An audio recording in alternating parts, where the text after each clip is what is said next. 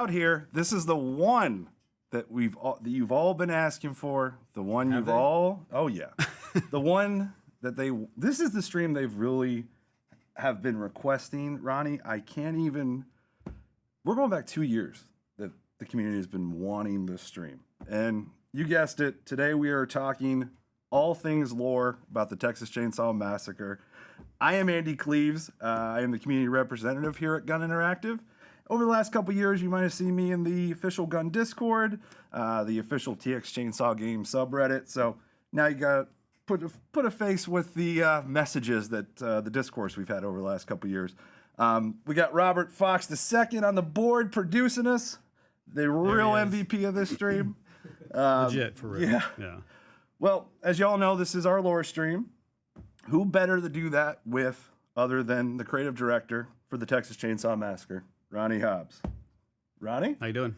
Pretty well. We actually got you on stream. You did. It's been a couple months in the planning, but I'm here.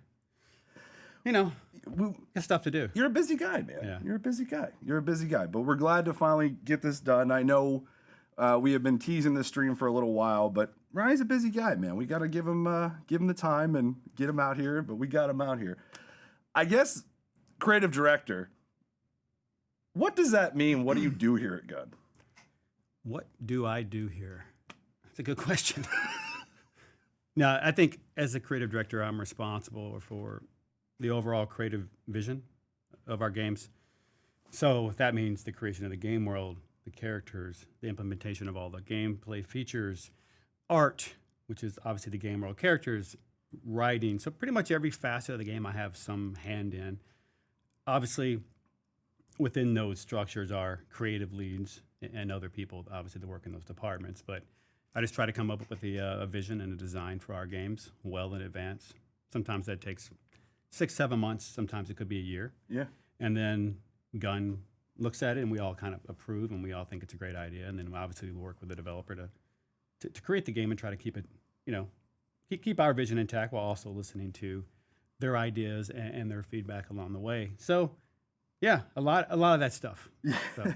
Well, and I know you've touched on it in the Making the Massacre BTS video that Matt Shacha produced and shot and all that. It was such a good BTS video.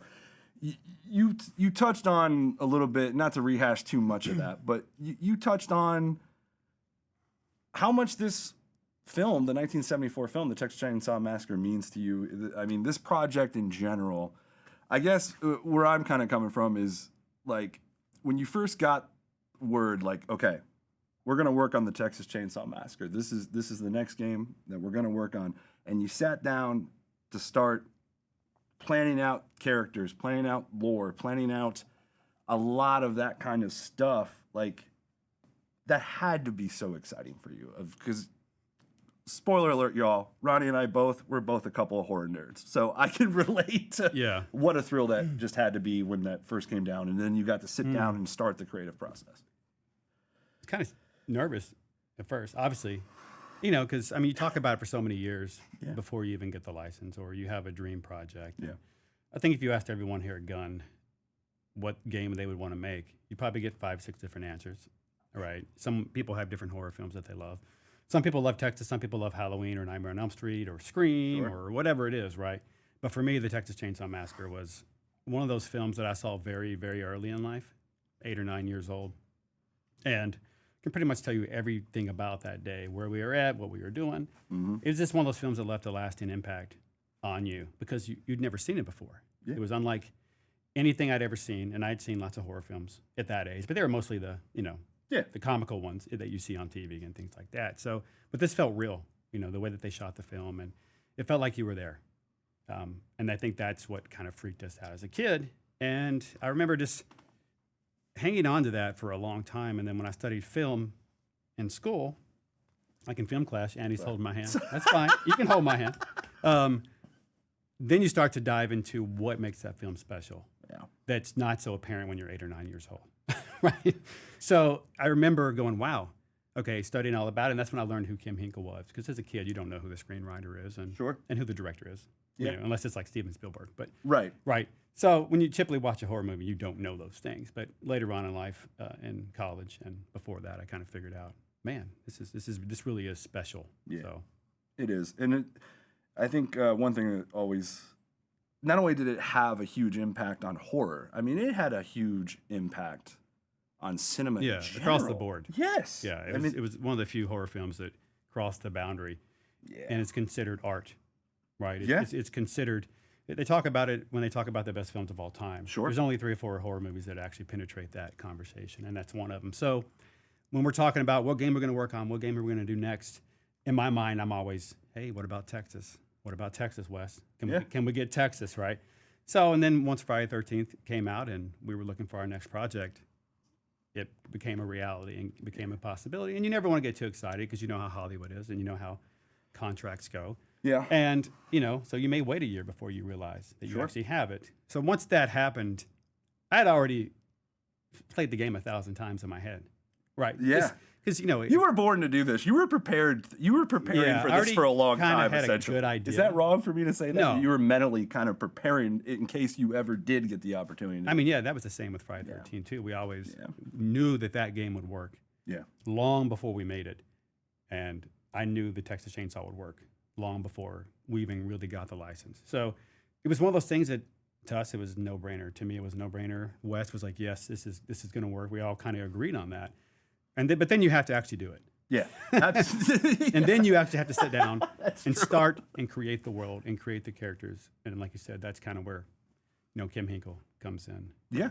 And all the backstory. To kind of kick off everything, we're going to kind of reminisce a little bit more about how it all started with Maria Flores. So like that whole creative process to sit down and actually conceptualize, you know, the catalyst for our game and the characters built around that. Where were some inspirations and ideas that the story itself? And when we got the license, we had several options that we could have done. Obviously, we could have tried to recreate the '74 film and let you run around as Pam, Jerry, Kirk. Sure. Sally and Franklin and everyone, right? Yeah. But you know how that story ends. Yeah. Right? So if Sally doesn't live, are you mad? So what we didn't want to do was just kind of recreate that time frame. Mm-hmm. And I didn't want to do a sequel because we know what happens. Sally gets away. Yep. So how could the family still be there? We know what happens in part 2. Sure. Right? They've relocated, so to speak. Yeah. So in my mind, the prequel was the only way to do it, that we could have anything interesting and new. So when I went to Kim with that idea, and when we mentioned it to them, Kim was like, "Yeah, okay, let's think about that and see what you have." So that's when I just kind of tried to come up with some characters that I knew you would empathize with. But at that point, I didn't know who they were. Sure. And I didn't know who the new family member was going to be. This is really, really early on. Mm-hmm. And I kind of sat down with Kim and we started just doing some rough ideas, but I didn't really even know what I wanted to do until I went to Texas. So when you're asking me about Maria and Anna and where they came from and where Johnny and Sissy came from, a lot of that was from me just in Texas. Just traveling around and seeing and. Yeah. Because you traveled to hundreds of towns. Oh, easily. I mean, a lot of our team went to Texas. So, Matt went to Texas, Ish went to Texas. Yep. Personally, I went to Texas about 6-7 times by myself. Sure. Plus the trips with Matt and Ish. So pre-COVID, over the course of COVID, I was just driving around Texas. So, and it was different than Friday because Friday we had lots of film reference. There's not a lot of film reference for Texas, a movie that's that old, right? And we really felt we wanted to recreate the world of Texas so that when you play it, it's actually Texas you're walking around in, and that's through photography and photogrammetry, right? And that's where our Matt trips and Ish trips came in. We were capturing lots of real photos that were used in the game world. Mm-hmm. But that kind of turned into, hey, we need photos, but also go meet with Kim. And then while you're there, look around. And it was the looking around part that turned into like an obsession. Yeah. It went from looking around 1 day to 2 days to 3 days to 12 days to probably 60 or 70 total days. Probably a month and a half or 2 total days of driving and talking to people and exploring cities and taking photos of old farmhouses or old slaughterhouses or just the wildflowers. And it was really a wildflower trip that I took by myself way, way, way back in the day. I'd never known about the Texas wildflowers. Even though I lived in Texas for like a year, I'd never seen them before. Yeah, because you have to be there at a certain time of year. It does. It's about for about a month in March and April when they appear. And people come from all over. So I go, I want to see this. And it was that trip when I decided that Maria, that was going to be the connection. Because when I was talking to Kim, I'm trying not to ramble here, but when I was talking to Kim about a new family member, I was expecting a lot of no. Because you work with Hollywood, they take it very personally. It's their characters that he built. He built the hitchhiker and the cook and Leatherface and the family as we know it. So for me to come up to him and say, oh, and by the way, I'm going to create this guy named Johnny who really doesn't look like the family. And people are going to find out later he's not blood related. I'm going to take away the focus from Leatherface, from the hitchhiker, from Grandpa, from the cook, and I'm going to put the entire focus on this new character who doesn't even look like part of the family. Right. And I'm going to use him to tell the story as like the catalyst. And I was expecting him, honestly, to just say, why not just use Sissy? I already have a backstory for her. Or maybe Johnny should be in the background a little bit. Maybe she runs into the hitchhiker. But in fact, he said, that's a great idea. And that kind of threw me for a loop. And that was my starting relationship with Kim of it wasn't no's across the board. It was, that's a great idea. You're like, what? So that's kind of how he thought it'd be cool to let me use Johnny. So you had to be fanboyed so big in that moment. No, it was really great because it was refreshing because yes, for him to listen to ideas and not just listen to them, but go, yeah, let's use Johnny as that person who can go away from the family and interact with poor Maria. Yeah. So I knew I had Johnny. I knew I wanted him to be out and about, and we can get back to him later. Yeah, and we will. But really traveling around aspect of seeing the wildflowers and then knowing that I wanted one of the 2 sisters to be on that trip. Sure. I really loved the idea of 2 sisters, an older one and a younger one. And I knew I wanted the younger sister to try to come save the older sister because she mentally would be less prepared to do that. And I wanted to put that focus on Anna. And I felt that would be better than the older sister trying to find the young one, which you see a lot, right? Yeah. I wanted this young girl to try to like, oh God, right? So that's where that came from, but we can get into those characters a little more specifically. Yeah, we will. And just so everyone's clear, we're gonna break down we're going to go through victim by victim, family by family member. We're going to touch on a lot of things here. Ronnie, at the end, Ronnie also shared the story of the his Instagram, shared the post about this stream to his Instagram story. Yep. He took about like 8 to 10 questions that we'll do at the end. But we're going to try to roll through this because we don't want to sit here for 3 hours going through. Yeah. But we also, we want to make sure this was such a highly requested stream that, we want to make sure that we cover a lot of bases here and get you guys all the information you can. Yeah. One thing as a diehard fan of the original film myself, and just a diehard horror fan in general, some things that I've liked that you have done is finding connections from our characters that you've created to the OG family members like Hitchhiker and Leatherface and Cook. One, for instance, that I just think is super cool is the Polaroid camera. The camera that Hitchhiker has in the '74 film, he got that from Maria. Yeah. So those are the connections that I really dig, and like, how did you even think of that? Just it's so cool to me, man. The camera thing was actually very interesting because I knew I wanted Maria, this sweet, beautiful, hardworking girl who had worked her way from nothing. Sure. Finally got a chance to go to college. Their dad passed away a couple years earlier. Maria's working jobs, trying to take care of her younger sister, Anna, and her mother. Mm-hmm. She finally works hard enough. She gets to go to college, this awesome college, UT, right? And when she gets there, she wants to study photography. And her family had saved up money to buy her this camera. So it meant a lot. Right. Right. And she's out taking photos. Yeah. And unfortunately, she runs into Johnny. There's a saying like the wildflowers bring out rattlesnakes. That's what they do. Yeah. Because the rattlesnakes come to look for prey in the flowers. When you're walking around the flower, you have to be careful. Yep. And I always picture Johnny as that rattlesnake, right? Yep. Maria just being there trying to take photos. But she had a camera. And there was one point in development where I was talking to Wes, and he was like, where'd she get this camera? And I was like, well, that's a good question. We should figure that out. And because at this point, we hadn't even designed what the camera looked like. Right. Right. And it was like just an object. Yeah. Because you have to design these things one at a time. And that's when I think either he or I were like, wait, that's the Hitchhiker's camera. Right. Behind the scenes, that's what we wanted to do with it. But then we had to get Kim to say yes. So once again, there's another example of where you would expect to know from Kim. Sure. Turns out that is an incredible idea.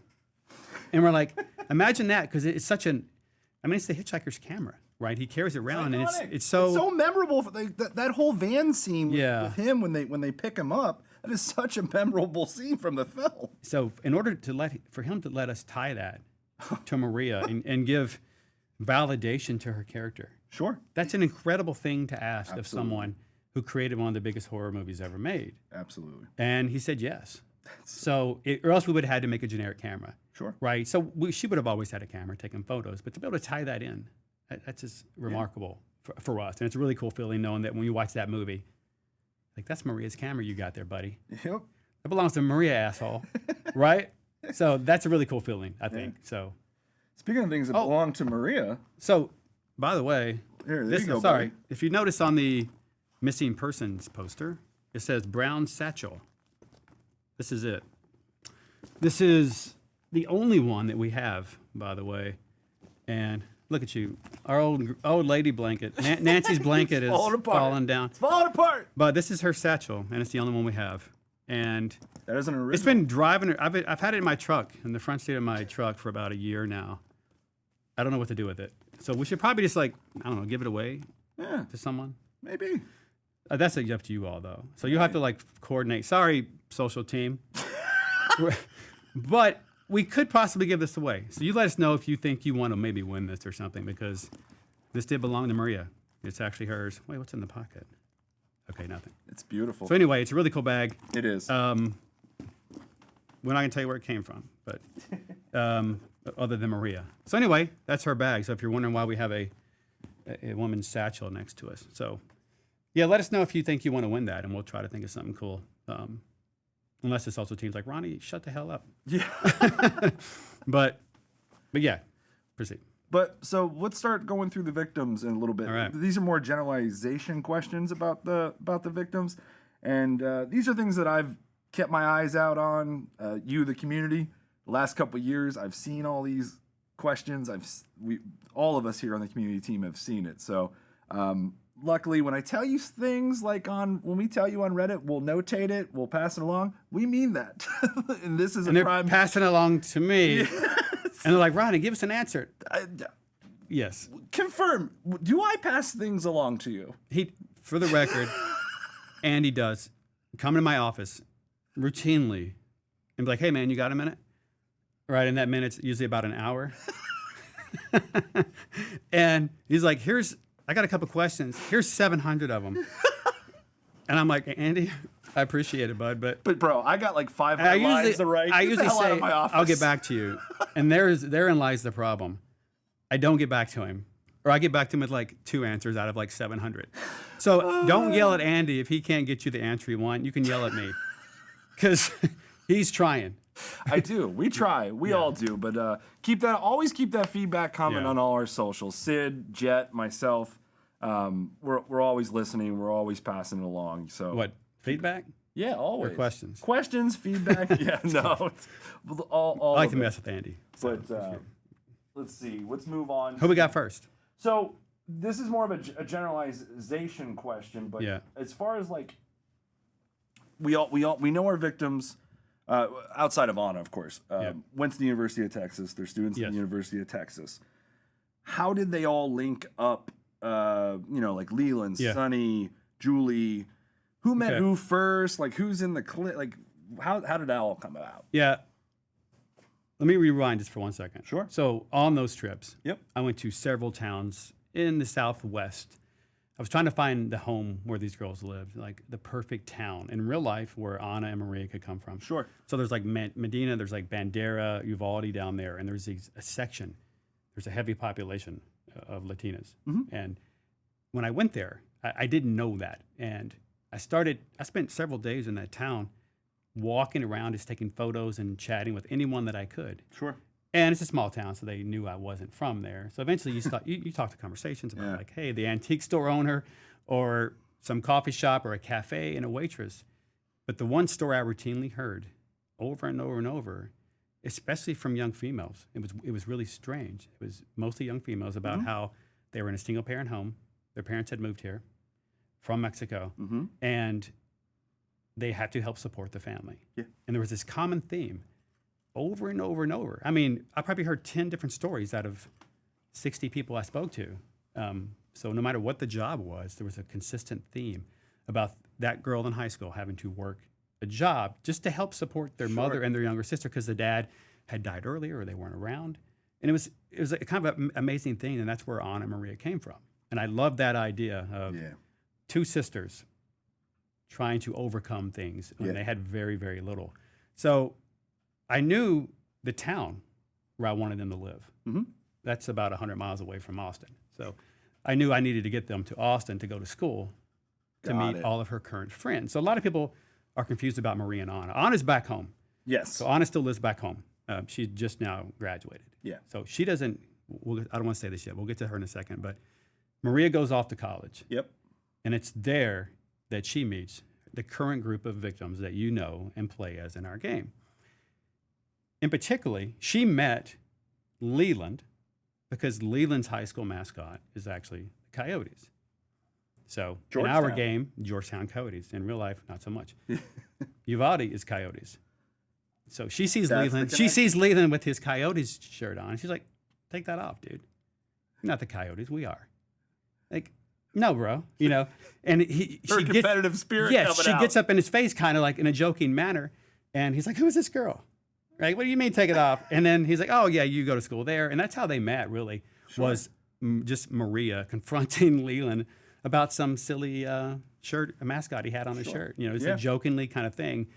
And then they slowly became friends. And Leland said, "Hey, meet my other friends here." You know, so Leland had already known Julie and Connie and Sonny and stuff like that. So really, they were already a little click on. Yeah. So Maria was introduced to them, and that's how they got to know Anna. So Anna is basically the little sister. Yeah. You know, so And of course, that's when they meet Danny as well. Danny's part of that group. And that's when Danny and Maria meet and they start talking about their past and they kind of hit it off and kind of fall in love because they have similar upbringings, which we'll get to in a minute. But that's really how they met. Sure. So meanwhile, Anna's still back home. She doesn't get to go to college yet. She may not ever get to go to college. You know, the family saved that money for Maria, not Anna.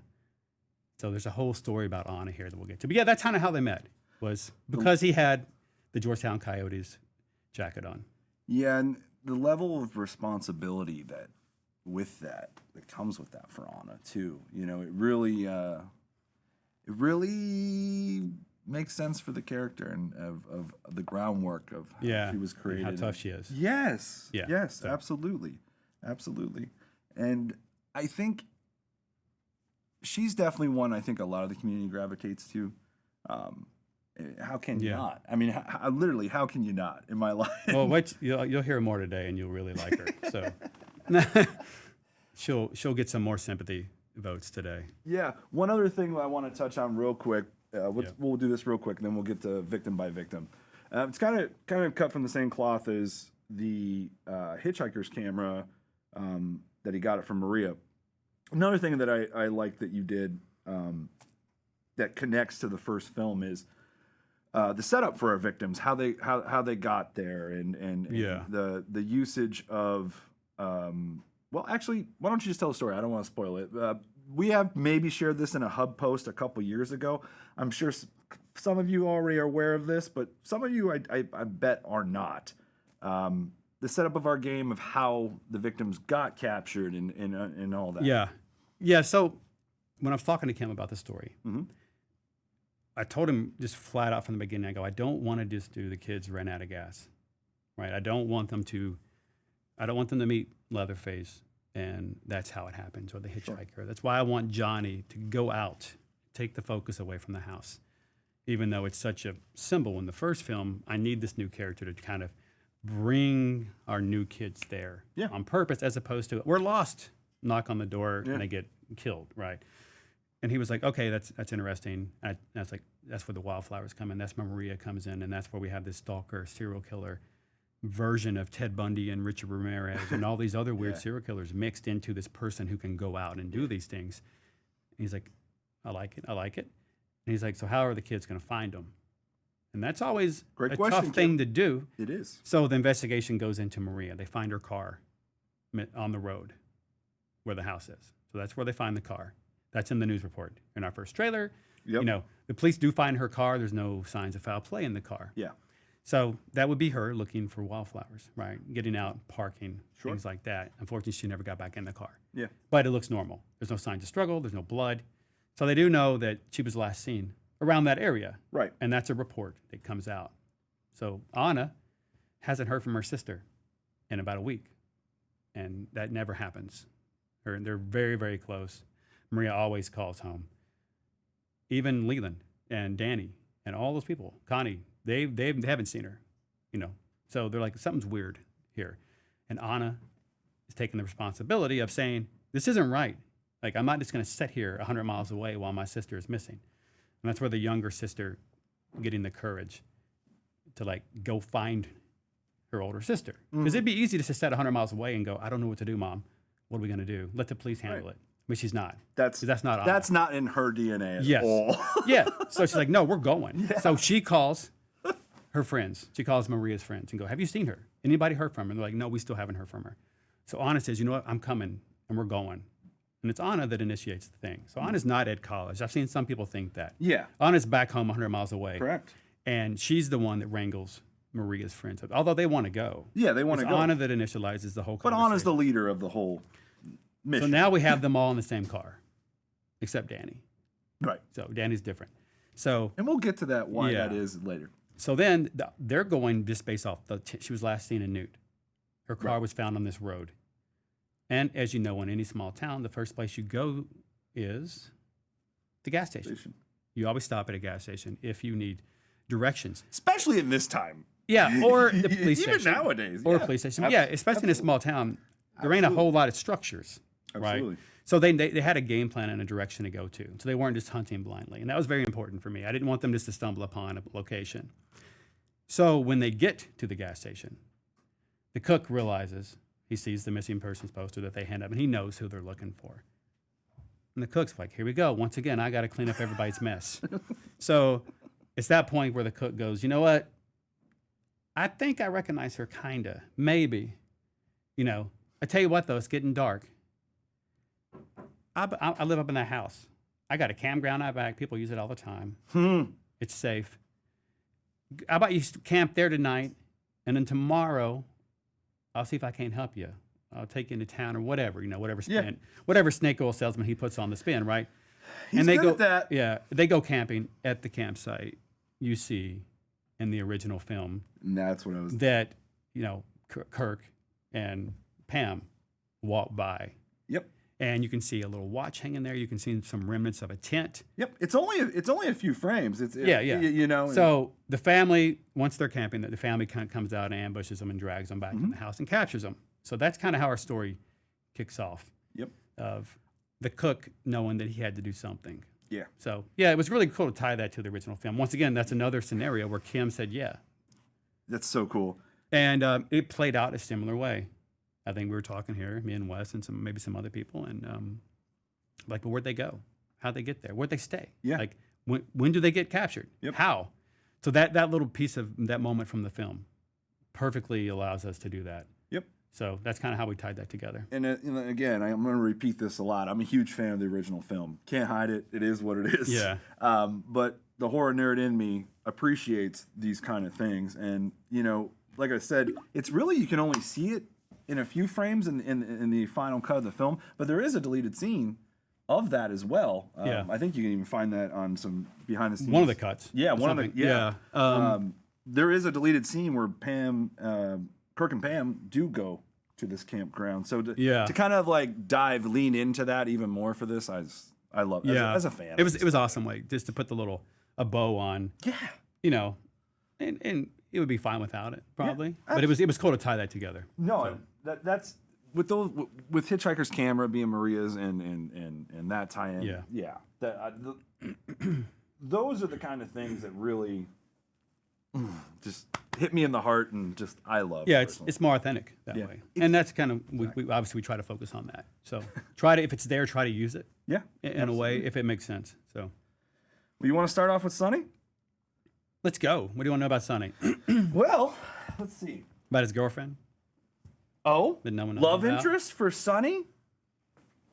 Yes. So people really don't know a lot about Sonny. Yeah. They know he's kind of a nerdy guy, I guess, a little bit, because he's smart. I guess they assume he's a nerd, and he is.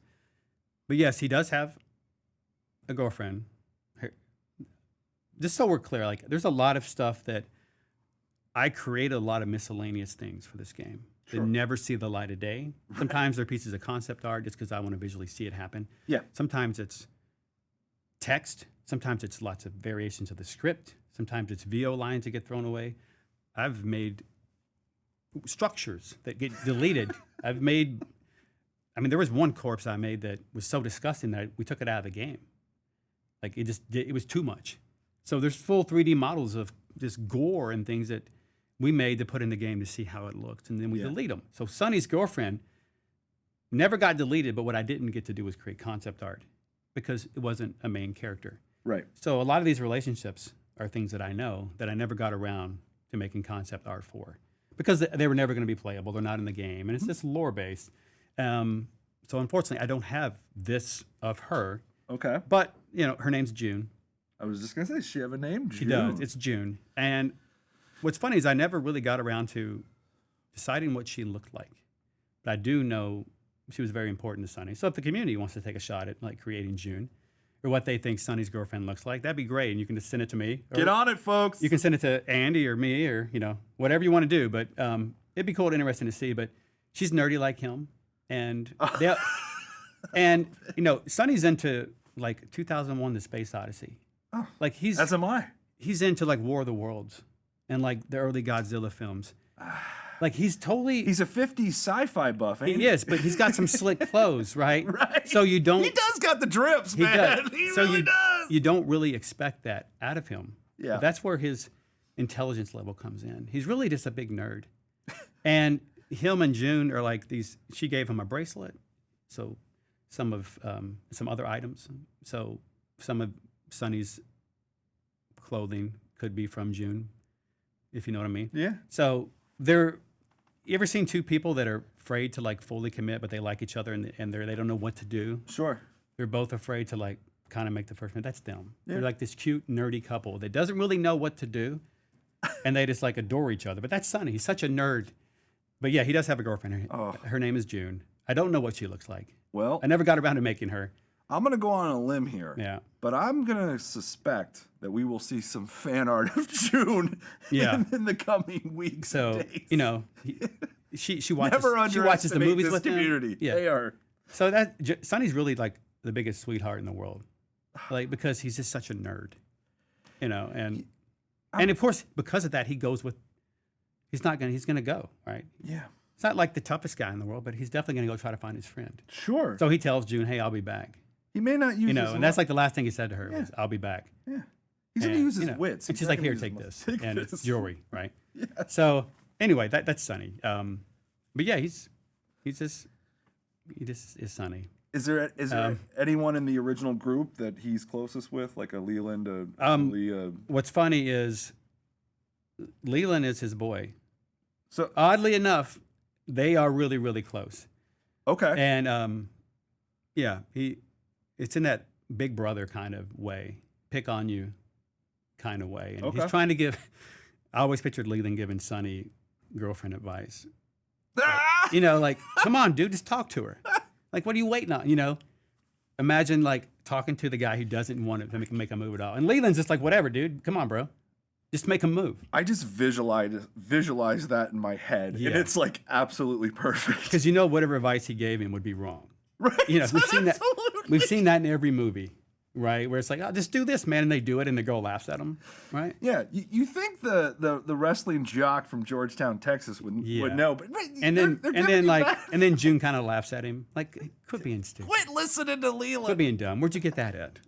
You know, so that's how they're dynamic. Leland told me, well, stop listening to Leland. Yeah, but you know, I think you can see where that goes.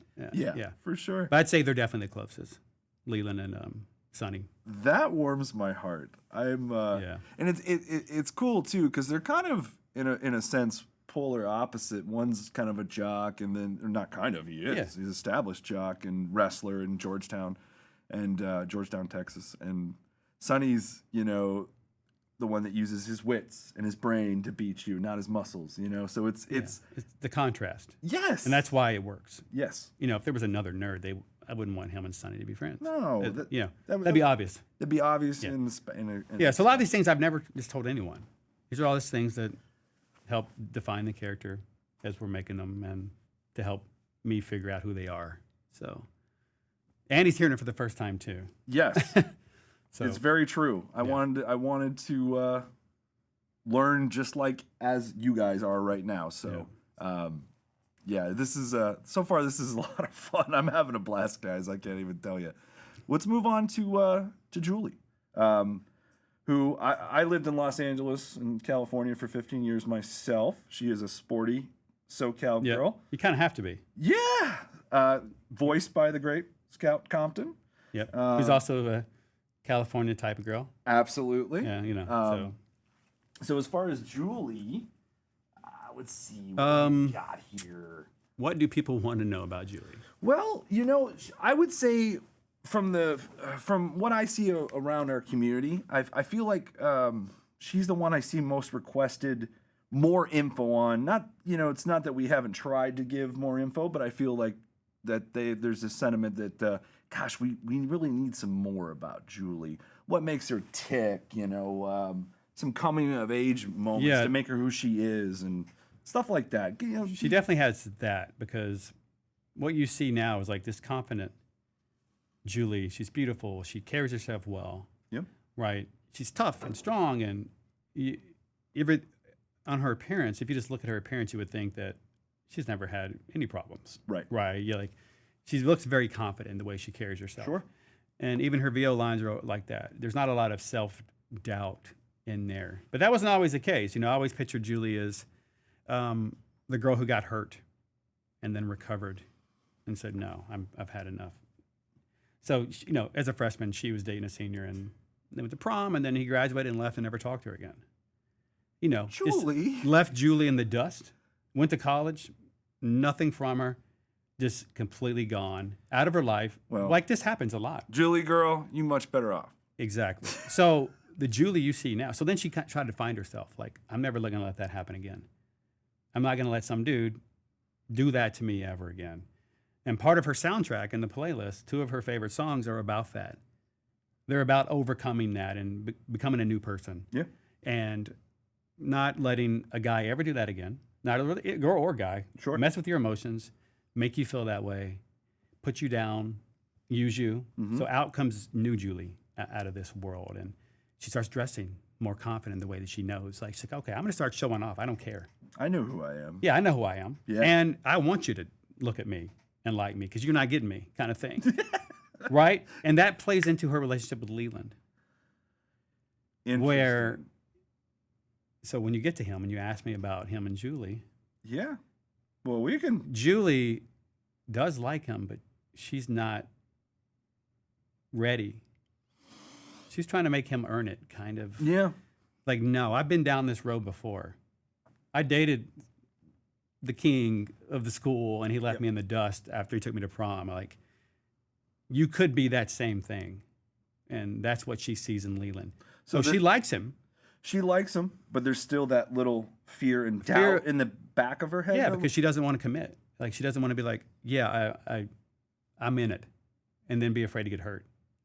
So Julie is very closed off for that reason, because she's like, no, I don't want to go back to that. And if I put up this wall, I feel like we're in a soap opera here, but if I put up this wall, you can't hurt me. The days of the Texas Chainsaw Massacre. Yes. So that's her story and how she kind of evolved into the Julie you see now, which is why I really wanted Scout to do her voice, because when she did Scout a hell is of a super job. confident. If you've ever been around Scout, she's confident. You would never know if something like that happened to her. Right. And I'm sure like everyone it has. But it's what you see now, and that's the new Julie. So yeah, her relationship with Leland is a little weird. She does like him, and she wants to do that, but she's still trying to figure out if he's going to hurt her, or trying to make him earn it, get to know him more. But he's like, no, he loves her. Like, he's all in. But Jules, she's like, hold up. Not so fast. I know, yeah. Yeah. So a lot of Julie came from that little relationship moment. So when we designed her character, confident, strong, she's like stamina. Yeah. Like, she plays sports. She's got the confidence there. So we just needed to know how she got to that part. And she got there by being stepped on and kind of used by this guy.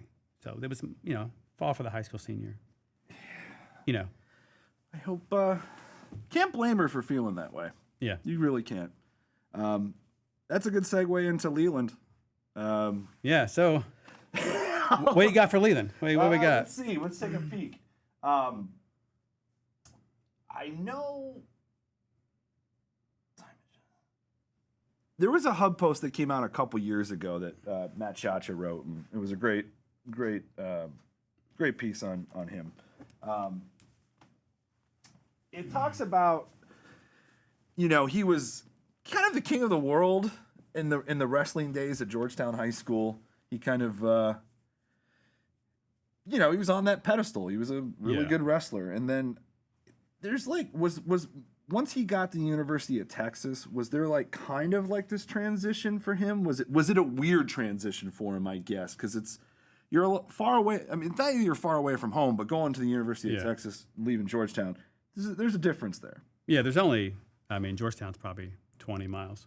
Okay. 30 minutes away. Yeah. So it's now they probably almost consider it a suburb of Austin, but it's not. It's a different city. For Leland, if you haven't guessed, not a lot of characters in the game have a happy ending. So I don't know if you put that 2 and 2 together, but wait, they're called victims, right? Yes. So even their life has a lot of that. Their backstory has a lot of that. So yes, he wrestled in high school, and like many people in high school who play sports and they're really good, doesn't mean you're going to be able to play at the next level. So here you have this super confident guy, Leland, who has had to work for it. Yeah. Like, you don't just get handed that. It's years and years of training to be a good wrestler, and then he figures out he can't go to college and wrestle because he's not good enough. Like being good enough in a small, being the best in a pond is not the same as the ocean. Definitely not. So he can't go wrestle. So now he has to go through college trying to find himself again. Every bit of his identity was wrestling in high school, and now he's just Leland. So is it? He's the guy who used to be Leland. Yeah, if that so makes sense. No, absolutely, it makes sense. So it's safe to say that when he got to college, there were some confidence issues going on. Yeah, with him. and he doesn't know who he is anymore, and he's trying to find himself. One thing that people don't know, and part of Leland came from, like, I love a show called Friday Night Lights. I love the movie as well. I've seen it about 150 times, but I've seen the show, every episode, about 1,000. Mm-hmm. It's my comfort show. I put it on and watch it. There's a character named Tim Riggins, who, if you Google him, every girl will know who that is, and half the guys will. Anyway, he graduates. He's like the star, but after that, nothing. And one girl says to him one time, "Aren't you the guy who used to be Tim Riggins?" And he's like, "I'm still Tim Riggins." Or how's it feel to be the guy who used to be Tim Riggins, right? Because he was so popular and such a star, and now he's not. And that's Leland a little bit. That's what do you do after you have nothing? Everything you've had is gone, and you just have to exist. And you've had your whole identity just not taken, but you lost it in a way. So yeah. And now he sees Julie, and he likes her, and he's not used to that. He's not used to a girl telling him no. He's not used to some beautiful girl like Julie saying, "Dude, he's what?" not used to rejection. He's not used to being the best wrestler on the. He's not used to losing. Yeah, He's not used to rejection. But in a way, he's just as fragile as anybody, and that's why I needed him to fail at college, so that he can just be Leland and not just continue that star wrestler, has it all. I needed him to get turned down by Julie a little bit. Well, just in my head, to help define the character. And to give Julie more power. To keep that power dynamic of, try this again, keep going. One day when I think you've earned it enough, we'll go out, kind of thing. Right. So that's Leland in a way. It's, just a high school kid who had it all and just has slowly realized it's over. Yeah. Which, believe me, that's not just related to athletes. Yeah. That's half the kids that go to college, whether you're in band. Oh, absolutely. Or you studied art in high school or whatever it is. And you yeah. figure No, out I when you can go to relate. college. I don't look like it now, but I was a really good athlete in high school. And then when you go to college, and it's either maybe you do make a team and when you ride the bench. Yeah. Maybe you're the worst player on the team now when you were the best player in high school. Yeah. I can relate. I was humbled. We're both sitting here for that reason. Yeah, absolutely. I can totally relate to Leland. It's one last thing on Leland. Back to him and Sonny. He and Sonny being very tight. When he was going through these transitions and these confidence issues, did he speak to Sonny about that? Oh, yeah. And what's funny is Sonny is like, "Dude, why you listen to you complain? You had it all, dude. What are you talking about? Like, I've been on like 2 days my whole life." Right?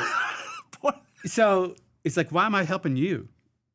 It's like, it's totally this dynamic of, why are you complaining? Right.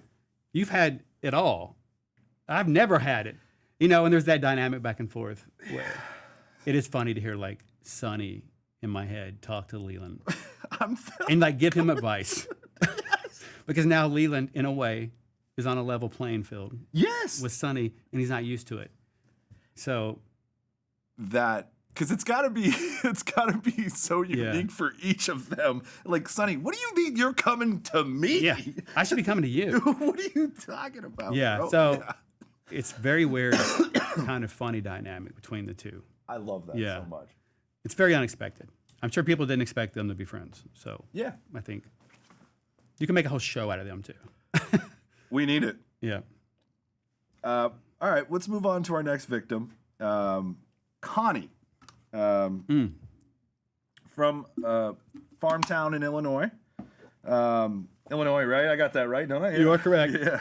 Paris, Illinois, not Paris, France. Yeah, Paris, Illinois. Farm It's a real town. place. Yeah, it is a real place. Not much there. Not much. But and so that probably put her in a little bit of a box growing up, a little bit. Yeah, I think when people think of farm girl, like, oh, she wasn't oppressed. Right. She wasn't like, oh, it's the preacher's daughter or the farmer's daughter. she has to rebel. That was never her, Mm-hmm. and that was never her relationship with her parents. So it wasn't like I have to be a good girl, so when I get to college I'm gonna be bad. It wasn't that dynamic. It was just I spent time growing up on a farm, and she's in the middle of nowhere. Yeah. I mean, it's a 30-minute drive just to see her friends. It's like to get to the school. It's if you grow up on a farm and you have to work physically, like manual labor for everything. Hey, fix this, fix that, fix this, and you're relying on your crops or whatever to buy you things, right? Sure. It's a hard life, and that's what kind of gives her ingenuity of how she can fix things, and she's very crafty and smart.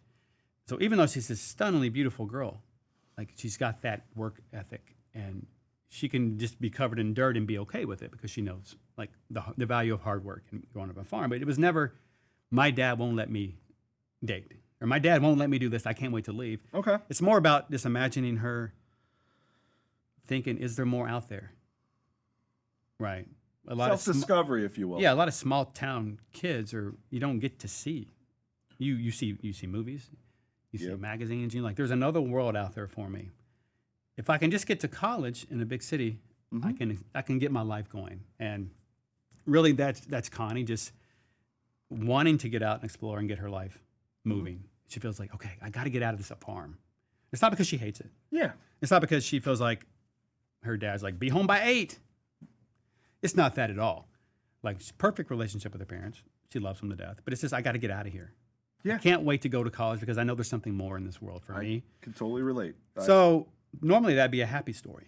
Yeah. Like I said. Sure. Like, she works hard, does all the right things, gets to go to college, her dream school, gets to go to Austin, big city, infinite possibilities. Mm-hmm. Her whole life's ahead of her, and then just kind of made the wrong friends. Right. It's bound to happen. But yeah, so that's Connie. And, people always ask, I was never going to say this because it's just for me personally, but people want to know who her boyfriend is. Okay. Yeah. Actually, I see it all the time. she likes a girl. There's a girl in her high school that she really likes. And Go Connie. she did. And she had to leave her behind. That was her girlfriend didn't get to come. So Connie had to choose. Stay behind, like a lot of people do after high school. Do you stay behind for your high school sweetheart and derail your life? Or do you leave them? And that's Connie's story, but she's been trying to get out of this forever. And, she had another guy she was interested in too, but she just became friends with this girl, and it grew into more than that. And they just she did fell each in love other. with this girl? She did. Yeah. And then she had to make the decision to leave her. So once again, all of our characters have to do something. Their stories all have an underlying tone of either try to have some self-sacrifice. You have to do this. You have to overcome this. Yep. Or they get hurt. There's no clean victory here for anyone. Yep. So really, that's Connie having to leave one of the few people behind that she likes and trusts. Yep. Just to continue living her life. Yep. So, and that happens, I think, every day. I can't see the chat right now, but I'm gonna guess it's exploding. About Connie? Yes. Yeah. That's So I like that about her. okay, good. Yeah, so Connie is not maybe, I don't know what people thought, but she's definitely maybe not that. So yeah. I love that. Visually, I wanted her to blend in and to just, obviously she's beautiful and she's just perfect, everything about her. But I wanted something more than that. That's why she is very, very good at picking locks. And she's got that homemade skill of overcome. Hey, fix the tractor. Hey, fix this. Hey, our fence fell down. We got to fix it.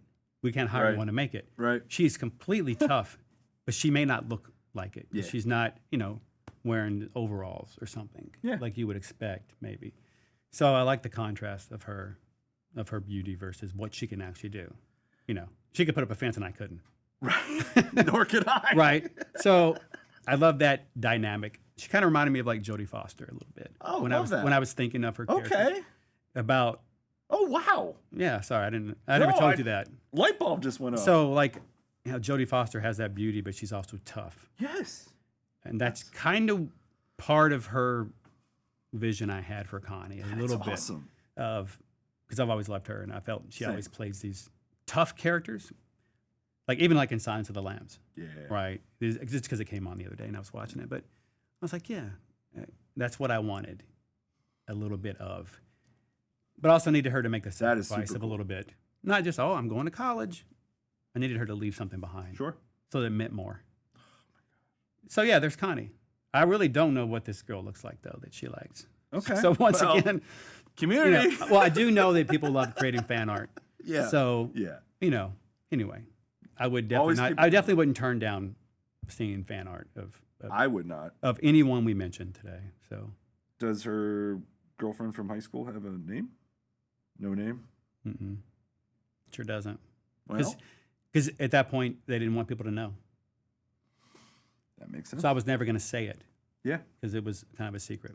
that's cool. So Cap off Connie. Is there someone, kind of the same question for, No. we have for Sunny. Is there anyone in the group that she's the tightest with or anything? Like, Anna, Anna?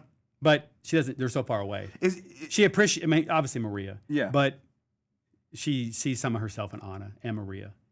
Because she knows where they come from. She knows how hard they had to work to get here. Right. She relates to them on a mental level because of that. Yeah.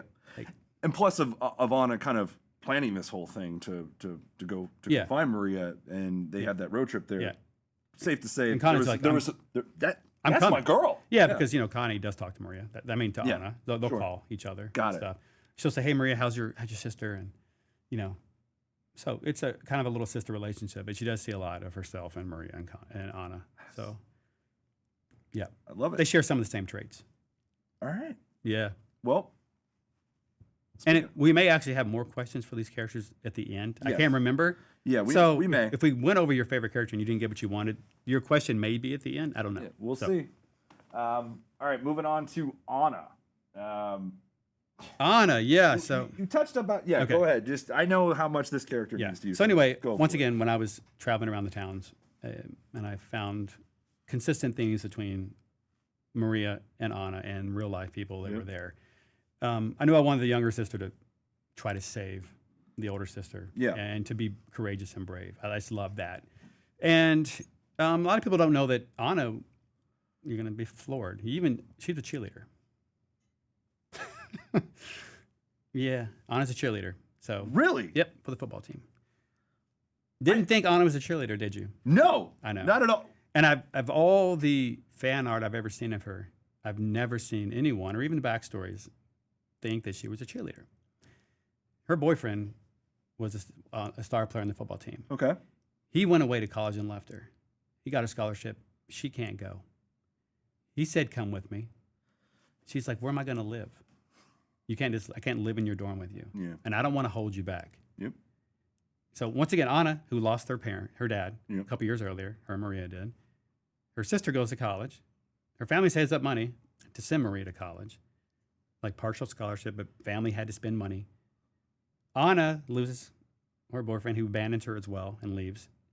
She too chooses not to go with him, and now she's still just stuck at home. And she has no prospects and doesn't know what she's going to do with her life at all. So she's seen all these people leave her life. So she's had years of working hard, obviously, to try to help Maria, because Maria's working to support her, and she's also trying to work, but she's a couple years younger, right? So you got this younger sister who is looking around going, "When's it my turn?" And it ain't. And it's never her turn. Poor. And that's like, I love that's- Anna so much. that's part of like I said, there's no happy endings. Yeah. Life doesn't have that all the time. Yeah. And it certainly doesn't have it for these characters. So, that's just, she can't even get to the next stage. At least Maria gets to go to college. Connie got to go to college, right? All these characters who, in our story, meet at college. Anna is just still at home, trying to figure out what to do next. Do I work and try to save up? Do I go to a different college if I can? Like, what do I do? I've graduated now.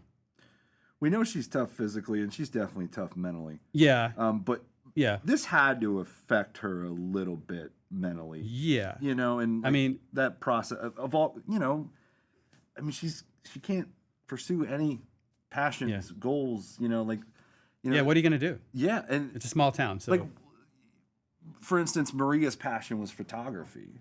Does Anna have a passion like that? Anna's That's, whole existence was cheerleading and being there for her boyfriend and watching him get better and better and better at football. They even won the state title 5 months before our game takes place, because that's when the high school football playoffs are. Yeah. Which the Uvalde Coyotes really did win the state title that year. And that's their high school. So I was standing on that field one day taking photos, and I looked up and saw the state championship sign. And I was like, holy crap. That's so much. 1972 state champions. I had no idea. That's wild. And I was like, wow. So not only did her boyfriend play on the team, but he won a state title, which helps get you recruiting. So absolutely. She gets to watch him grow up and get better and get more attention. But that also, she's happy for him, but at the same time, that means he's leaving her. So it's a weird relationship. She wants him to succeed, but that also means he's getting out of town. Yeah. He's going to college. And it's going to be far away. And he's like, yeah, come with me. And that's not how that works. No. You know, where's she going to live? Off campus? How's she going to pay for it? So she goes and gets some crappy job, and while he's traveling around playing football. And, you know, she was willing to do that. And he was like, or he wanted to do that. And she was like, no, I can't drag you down. Because she's still thinking about herself in that moment, even though her sisters left her. Yeah. And their dad died. She's still thinking about Anna. You know. So she's still, you know, she was still in that town. And then she gets the courage. You know what? I'm not feeling sorry for myself. I got to go find my sister. Yep. So all those things would normally maybe take a person and make them not want to help. Yeah. Or I'm just going to stay here, figure it out. They're on their own kind of thing. But no, even despite all that, she's like, no, I'm going to go find my sister. So that's Anna's stuff. A lot of sacrifices from Anna. Yeah. You know? Yeah. It's kind of what you had to do. I mean, she didn't really have a choice, you know? Yeah, other than let her sister die. Yeah. Right? Or not go look for her. Yeah. Right? Or drag her boyfriend back. No, you're not going to college. No. Right? So, you know, she stayed behind with her mother. She makes a sacrifice to go, no, I'm going to stay with mom too. Because now she feels guilty for leaving her mother. Maria gets to leave. That is a lot on the shoulders for a girl her age. Yeah. You know? So she's like, do I leave my mom as well? You know, so that's poor Anna. That is poor Anna. Yeah. And now you like her more. Yeah. But yeah, cheerleading, people didn't know that. Well. And I almost put it in her bio, but I didn't. I took it out because I didn't want that to be there. Yeah. I didn't want that to be her identity. Well, and it sounds like a broken record, but I would expect some fan art. If there's not cheerleading, if there's not an Anna cheerleader fan art tomorrow. What do you mean? I'm Before upset. The stream's over, the next 20 maybe they're 30 minutes. at work watching. I don't know where they're at. So, you know. Yeah. All right. Okay. Let's move on to our last victim. Danny. Our newest one, yes, Danny. Yeah. Love his backstory, and I'm excited to hear more about Danny. I really, what we know about him, I think, struck a chord with a lot of folks in the community. You know, growing up in a foster home. Yeah. People are like, what happened to his parents? And you know, his mom left. His mom left him, and his dad was a drunk. So eventually, he got taken away and put into a home. And there's no good story for Danny. No. Other than, he still did well. There's programs within foster programs that let you go to school, right? They pay for your college, so that's a thing that happens. So he gets to go to college, but that's at the expense of his shitty life. Yep. Right. So it's like, I get to go to college, but only because of how shitty my life had been and the people had left me. Sure. So, he's got no real parents to speak of. He's not well equipped to handle things in life all the time, but he is handy. Like, he knows how to do things with his hands. He knows how to fix things. He's into cars and things like that. So he's a hardworking kid. Yeah. He's just never had the family support, because they've been pieces of crap. He's a tough SOB. He's a tough son of a bitch, right? He is. So, and he gets to go to college. And then when he meets Maria, that's when, because of her dad passing, they kind of find some comfort in each other. So he meets them because I think immediately he met Leland, like in that group. Okay. And, because, hey, tough guy, wrestler, blah, blah. And they, they're just hanging out, being bros. And then that's when Leland meets Maria. Danny's like, who's that? She's the most beautiful thing I've ever seen. Like, come on, dude. hook me up, right? Like, so that when they met and started talking about their backstory, immediately, you can just tell. You see it in their eyes. You know, they just knew. Yeah. You know, those are things you can't hide, right? So he knew what she had been through, and she knew what he'd been through. So they immediately clicked. So yeah, her and Danny met because of their tragedy, I would say. Yeah. You know, It linked them together. yes, it gave them a reason to keep chatting. Right. So where are you from? Where'd you go to school? And he's like, well, I did, but I didn't. Where you live? And she keeps prodding and prodding and prodding. And finally, he's like, listen, I ain't really got a home. Right. I came from a boys' home, and my parents left me. Is that what you want to hear? Like, because, you know, she's interested in him, and she wanted to know all about him. What's your parents' name? You know, blah, blah, blah. Right? Yeah. Because that's what you do when you meet someone. You're excited to get to know them. Of course. And then she's like, oh, I'm sorry. I didn't mean to do that. And then she's like, well, my dad passed away too. And so there's that link. Yeah. So and her opening up probably allowed Danny to open up. And yeah. So then people also want to know how he got to the slaughterhouse, or to Nancy's place. Yes. And how he didn't go. Yeah. And I've also seen why he didn't go on the wildfire. That's what I'm saying. Yeah. Oh, yeah. So why didn't he go on the wildfire trip? Wildfire It's because he didn't think to do so. You don't expect the person that you're seeing to never come back. Yeah. To drive around towns and take pictures of wildflowers, you wouldn't think, I better go with you and safeguard you. Yeah. Right? So it's one of those things where you say goodbye to people you love every day, and you expect them to come home. Yeah. It's like, I'll be back in a couple of days. And he's like, want me to go with you? He's like, oh, no. Yeah. No, don't worry about it.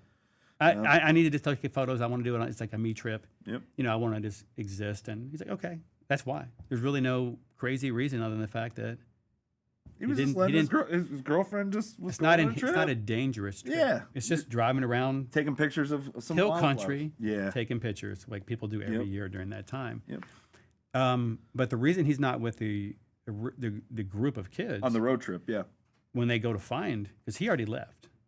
So he left before our other victims Yes, did. because he wasn't going to wait. Wow. Anna's like, I'm coming. I'll be there in a day or so. And he's like, I'm not waiting. I'm going there now. I don't care. I'll meet you there. Right. I'm not waiting. My girl's missing. Yeah. I've waited long enough. Don't blame him. I would have done the same thing. So if you notice on Nancy's map, behind her house is a salvage yard. Okay. Mm-hmm. So Matt can attest to this. One trip in particular in Texas, we noticed a lot of houses that were houses, but behind them were either junkyards or salvage yards. Yeah. And that's a typical, like if you look up junkyard or salvage yard, it's usually owned by like a family or something in a small town. It wasn't always a place of business. It was a family who started a business, who lives in the house, and now behind them, hey, yeah, go back there and look if you need a fender or something for your car. So Danny knows that her car was found. He knows the police found her car, but he doesn't know where it's at. And the police aren't talking to him about the investigation. So in his mind, he thinks, if I check salvage yards, maybe her car's there. And maybe I can find something in it if I can sneak in. So there's only a couple salvage yards in town. Obviously, the family's not dumb enough to leave her car there because they don't have it anyway. But in his mind, he's like, okay, where can I find clues? Where do I even start? Yeah. If no one's helping me. Yeah. You know, he didn't go to the gas station first. Like he just went in town and they're like, yeah, the salvage yard out on 402. He sees her house. He sees the backyard, obviously. Salvage yard. So he knocks on the door and is like, have you seen this girl? You know, and then that was going to lead to, yeah, I'm looking for her car also, blah, blah. Right. So really that's how Danny makes that connection. It's a prayer. It's a shot in the dark. It's a shot in the dark on, he doesn't even know if that's going to work. So yeah, he leaves before the rest of the kids because he refuses to wait. So I think it's time to move on to family. Let's do it. All right, let's roll through. Let's go. This question, I believe, was from someone. Who's the most sympathetic of the family? The cook. Yes. I mean, I think most people would agree that the cook, because he shows it in the original film. Yep. He even tries to warn the guys, you know, Jerry and Kirk. Yeah. You don't want to take those girls around that house, right? He tries to talk them out of it because he just doesn't want the trouble, right? And he feels sorry for the girls in a way. And I don't think he feels sorry for the guys. I think he's like, don't take those girls up around that house. They don't want to be there. So he's the most sympathetic, but why Because does he's the why does he show the most animosity towards the rest of the family? So yeah, that's another question. Why is the cook? Because he's dealing with a bunch of idiots. Bunch of bullshit. If you're 70 years old or whatever the age is, and you've been dealing with these idiots for the last however old they are, so imagine like a dad Well, bash that Johnny upside his gone who's just had enough, or a grandpa who's had enough, or anybody who's just had enough of all the idiots that are around him. So if it's not the hitchhiker causing problems, running around doing God knows what, hitchhiking around, digging up people. Every time he comes home from the gas station, he's got to figure out what the hell happened. Yep. He's got Leatherface at home. He's got Grandpa at home. Like, it's a circus. And now he's got Sissy and Johnny. Johnny's out doing God knows what. He can't rely on Nancy to like control him. No. So that's why he has such animosity, because he's tired of dealing with them. So every one of his voice lines mostly are in that funny, and it's in the movie too. Like all those VO lines of the cook yelling at Hitchhiker and Leatherface. Yep. That theme we carried over because we didn't want to change his character, and I was never going to step on Kim's characters like that. And all of a sudden, the cook likes the hitchhiker. Sure. So I kept that consistent with the film, and it makes him funny. Yeah. But in the reality is, he would be upset because they're idiots. Well, and truth be told, you just said it. He is. I mean, I don't know what that says about me, but the cook was my favorite character. From the because he's original funny. film. He's funny as hell. Yeah, his one-liners are funny, and even in the second movie, he's got tons of dealing with Chop Top and absolutely. He's like he can never catch a break. And really, that's why the cook is so fed up. Yep. He's just trying to run the gas station. Yeah, they're eating people. Yeah. But at the end of the day, it's a business, and he's trying to run a business. And business is good. And he's got idiots.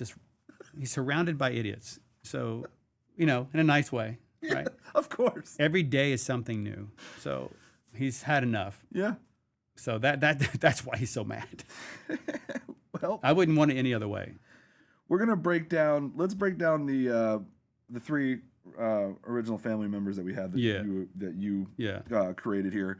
We got about probably 20 minutes or so left. I don't want to rush through this, but at the same time, we are kind of on a clock here. Let's start off with Sissy. I know she's one you had a blast with her conception, and there's a lot of mystery and unknown things about her, and that's kind of how it's supposed to be, is the way I've always understood it. But man, just speak at length on Sissy and give us anything cool you could. So Sissy came from Kim's character Bible. He had a name and he had a paragraph. So if you don't know about Kim's character Bible, it's a book. We call it the character Bible. Yeah. Of all the characters he's created for the franchise, especially the first film, and all the characters that you never saw in the first film. So this character Bible goes back legit 50 years. Oh yeah, and there's a lot of characters he wrote for the first film that aren't in the film. Right. And no one knows about them. Yep. Unless you've seen this character book. Mm-hmm. In there was the name Sissy Sunshine Slaughter, and a paragraph about a family member who rebelled against the family, got caught up in the LSD craze 60s, rebelled against the family, and hitchhiked and went around like all the other kids in the Woodstock movement, in that whole freedom, go find yourself movement that the teenagers or 20-year-olds at that time went through. Sure. So she got caught up in that, and honestly, she's tired of being, what are you doing today, blah, blah, the cook yelling at her. So she's a free spirit anyway. So she's looking for a way out. So that was all we had for Sissy, was that one paragraph. And it was at that point where we obviously, I got to come up with the design, what she looks like, what she's wearing, her personality. Sure. So, I took Kim's name and a paragraph and created Sissy from that. And I love the idea that she was a drifter and that she was doing stuff the hitchhiker was doing, but far away, and not as crazy, at least on the surface. That's so sure. We needed a really, really beautiful face, which is where Kelly Mittendorf came in. I wanted her to be beautiful so that she could hitchhike and people would pick her up. So she uses truck drivers to get around. She knows how to use people when she needs to. Yeah. And she's walking along, hitchhiking. A trucker's going to pick her up, right? So slowly over time, that doesn't always work out for him because she appears normal, and then 3 minutes after talking to her, you make the wrong move, or try to put your hand on her leg, all of a sudden you find yourself with your throat slit. Right. So there were bodies that were being found along the way of I-40. Carnage. Yeah, there's a radio broadcast about the terror of I-40, and they're talking about Sissy, and it's the I-40 corridor between Texas and California, where she had traveled, and there's even people that survived. That there's a radio broadcast about a survivor who had an encounter with her, and they have descriptions of her, and like people at truck stops would be, watch out for this girl. She became a thing, but they really couldn't catch her. So A lot harder back then to do yes, so. like a lot of people. Yeah. Spawn Ranch was a well-known thing. Yeah. It wasn't a It was. secret. There were a lot of people that came and went from that place. There were kids there. Yeah. Like, it's not just the people that committed the murders. It was a large community. Yes, there was a large community, and Sissy was just one of those a few people that were there, or one of the many, I guess. And she left before the murders happened, so she was there Okay. in the community while they were creating songs and doing all that, and there when he had his visions of grandeur about all these things, but like Sissy, she can't conform. So even in that scenario, Sissy cannot be controlled. So there was a lot of friction and fighting, and she had to leave. So that's why she didn't hang out there for all those years. And thank God she left before the murders, or she wouldn't be back home. She may have been caught. Sure. So, and then she bounced She would around have a been. couple more places after that. But that was the backstory we have for Sissy, and that's where her singing the Manson songs came from. We knew she was there during the time period when they were coming up with the songs and singing around the fire, doing crazy kumbaya, right? Yeah. So we knew that she knew the songs, so that was kind of how that personality kicked in and where we got that from. But yeah, then she eventually had to come back home. Yeah. Because she ran out of places to go, and now she's back home with the family. So. And she's back home, and last thing on her, I'm assuming this probably happened when she got back home, but do you want to give us a little bit of the backstory of how she even obtained this bride sissy dress? Yeah. So just like her normal dress that she's wearing right now, she took that from a person that she killed.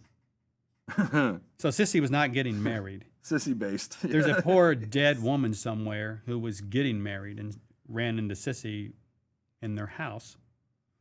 Sissy kills her and just goes through her stuff and says, look at this pretty dress.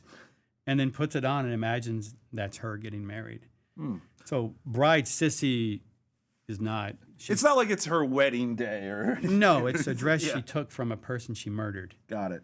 So there's one less bride and wife in the world because of Sissy. So that's where that idea came from with her dress. And Rob, we have some old photos of Sissy. So along the way, like I said, I create lots of stuff. Yeah. That I don't use. Or Sissy evolved over time from looking certain ways into the way that she looks now. Sure. And that occurred over the course of a couple of years. You want to pull up like Sissy, Rob? Here we go. Oh, wow. Well, this is a new one. But yeah, so you can clearly see the wedding dress there. So these were some dress variations. And you're probably looking at her leg going, what the hell? Is that like a mechanical That's leg? yes. That's a prosthetic leg. That is cool. And at one point in her early conception, this has Kelly's face on it, which came later because we wanted to see what it looked like. But we felt that was too close to Vilmer. Yeah. So if you're wondering why Sissy has a mechanical leg or a prosthetic leg, it's because at one point we thought that might be cool, but then that would take away from her maybe, I mean, it's tough traveling and, and stuff like that. So we didn't want her to that be her identity. Sure. Like, I think it's more descriptive.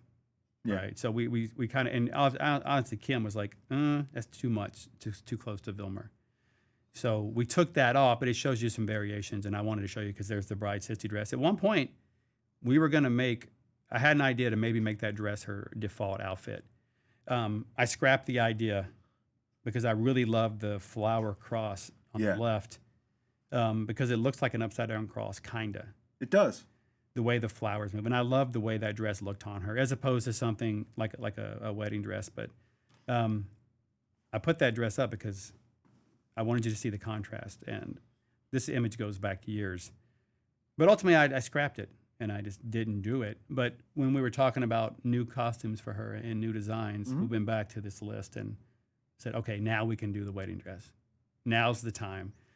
So then it's like, oh, where'd she get it? So then we tell people where she got it and the backstory, and they said, let's do it then. So really, the wedding dress is something I had in mind for her a long time ago. I just scrapped it because I wanted that black dress on her, because I just loved the way it looks. And at one point, yes, she had a prosthetic leg. And you'll notice she has shoes on. Yeah. And boots. Yeah. So we were exploring a lot of different ideas for her but ultimately, Rob, next one, if you can. Yeah, ultimately, see, there you go. I narrowed it down to combat boots, kind of like this little sneaker and one boot, and then barefoot. Yeah. So ultimately, I thought the boots were trying too hard. And then I thought the one shoe and the one boot was just too obvious. Like she couldn't even in her mind know that she put two different shoes on. Right. So I went against that because, I don't know, visually it was you see that girl hitchhiking, you're like, I'm not picking her up. Right. No, Why she got a boot on and a shoe? Yeah. It's just another tell that something's not right. Sure. So barefoot, oh, she just lost her shoes. Yeah. Poor girl. Yeah. Look at that poor She needs girl. help. She needs help. And that's where I settled on barefoot. It wasn't because I like bare feet. It wasn't because I like dirty bare feet. Sure. It was because I don't have a Tarantino foot fetish. Right. It wasn't that. It was just because I felt like, oh, that poor girl. She needs my help. Oh, she's walking barefoot? Pick her up. So there's some evolution of Sissy. Rob, there's another one. And this was we were trying to figure out how short we wanted the dress and how low the cleavage was going to be. It gets, the dress shrinks as it gets to the right. But as you can see, it's very subtle. So we had different necklines that I was experimenting with, different lengths, different amount of tears. But I decided on the original one was always the best for me. It was just, it was classic. It fit in nicely. It wasn't trying too hard. Yeah. We didn't need to oversell like her. She's already just beautiful. We didn't need to go, hey, now the cleavage is low and now you can see half her butt hanging out because there's a rip. We didn't need to go down that route because she already was perfect. But at one point we did think about that. Yeah, you're right. She does have this, and Kelly gets a lot of credit for that. Just a unique beauty, you know? Yes, and sometimes you can go overboard with that and try too hard. Yeah. So this was me going, wait a minute, what's it actually look like? Let's make it so I can see it visually to know that I don't want it. Yeah, so there's another one too, I think. There's some really old designs of Sissy. This is going to blow your mind. Ready? Yep. So, Holy, long time ago. I have never seen this before. Wow. Here is a blonde, non-Kelly Mittendorf version with these baby doll kind of dresses on that. But once again, they have shoes and socks on, and that dress, those type of dress were very, very popular. They were. And I didn't want to just do something that you had seen before. So while this looks awesome, I ultimately still decided that that black dress was so unique. I hadn't really seen it before. Sure. Whereas these I'd seen everywhere in that time period. A lot of models wore these. You know, the pigtails were very, very obvious. Right. And I didn't want her to be too much Harley Quinn. Good point. So I steered away from this, even though I love this character. Yeah. I still wanted to stick to the black dress. So next one. Once again, dark hair now. Oh, wow. So it changes her completely, and she's got these ripped stockings on. Once again, she has shoes on. And these dresses are not unique. I mean, they're cool for the time period. No, and they're cool now. They're cool now that you see them because they're different. Sure. But when I compared them to her black dress with the flowers, and I wanted to tie in the flowers. Yeah. There's a constant theme of wildflowers in our game. There is. Sissy uses the flowers. The flowers are what links Maria to Johnny. The flowers are on the map. It takes place during wildflower season. So that's really part of the reason why I stuck with the dress. The flowers are almost a character within the game. They are, and it fits Sissy. So even though I like this stuff, and I always did, I felt the other one was better, and I wanted really just that to happen. So, yeah. Is that all of Sissy? Yeah, I think that's... Or no, it's one more. We got one more? Yeah, and at one point I had short hair. Oh, wow. And there's the, the prosthetic leg, Yep. which was still an awesome idea. I love it. but Vilmer. We didn't want to Yeah. step on Vilmer's toes. Yeah, So we had to cut that. And there's one boot, one shoe. it was probably for the Yeah. best. But yeah, like the short hair version was always kind of cool. I like the I short picture hair, her actually. cutting her hair with that razor Dude, I to get away from the authorities. totally see it. So along the way, that was me envisioning that her changing her look on the fly. While she was... You know, like everybody who's looked in the mirror ever and shaved their head thinking Sure. that that's going to stop the authorities from finding them in a movie. Yep. When they just cut their hair in the mirror. That Yep. scene. Yeah, totally. Yeah. So there's a little, I wanted to share a little bit of pre Kellen Mittendorf, pre Sissy as you know her, the evolution of her from the first time we thought about her until now, and all the thought process that goes into the character. So all the other characters pretty much have these as well, but we're not going to share them all today. I just wanted to look at Sissy because she was a tough look to nail down. But once I found Kelly's face, and Wes did his magic to do all the legal work to get her face in a game with her, and she was on board. That really, her face in that dress and the no shoes just works for me. It was perfect for me. So, yeah. We're gonna be working overtime today. That's fine. We All right, here we go. very rarely get you in here, so right. we'll roll through the rest of this. But we're on. Let's move on. I think Johnny? Yeah. Let's move on to Johnny. It's no secret that the community has really glommed onto this character. You think? Yeah.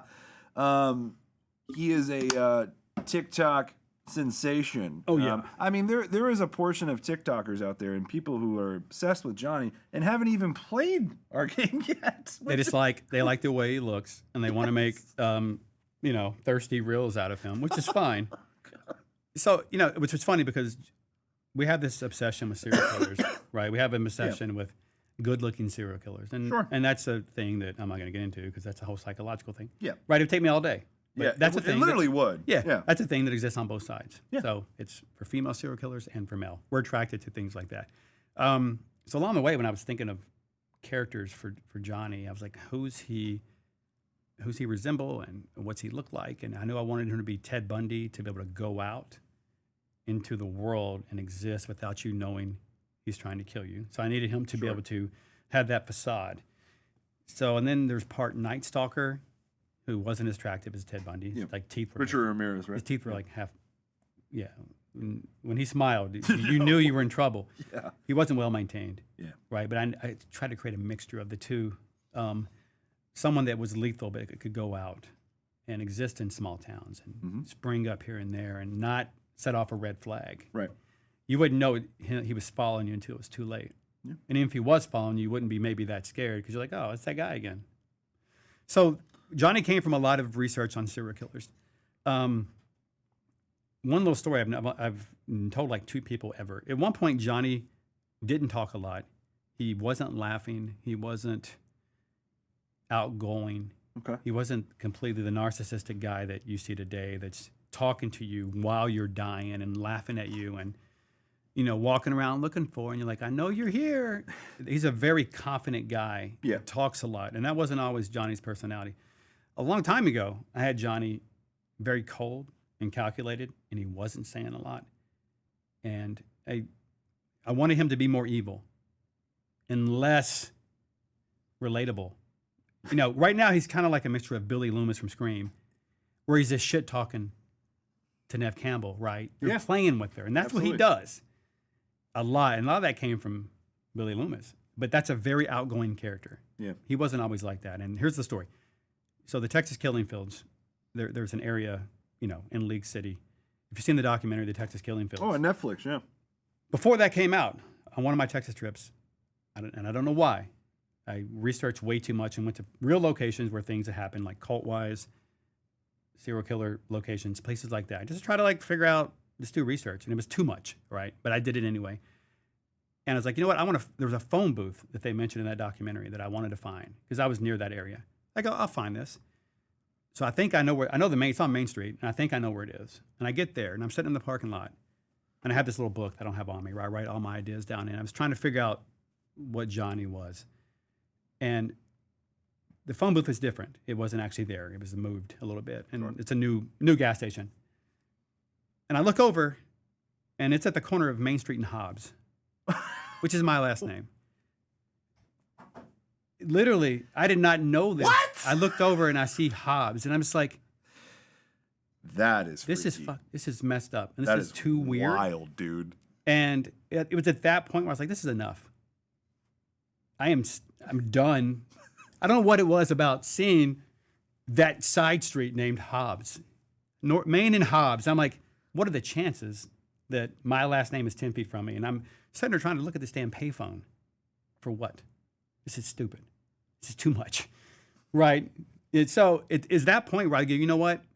I don't want to make him that cold and calculated. It was too eerie. Yeah. And then when I looked at the area where, like the field, the main field where Sure. they found a lot of those victims, I was like, I don't want to play into that anymore.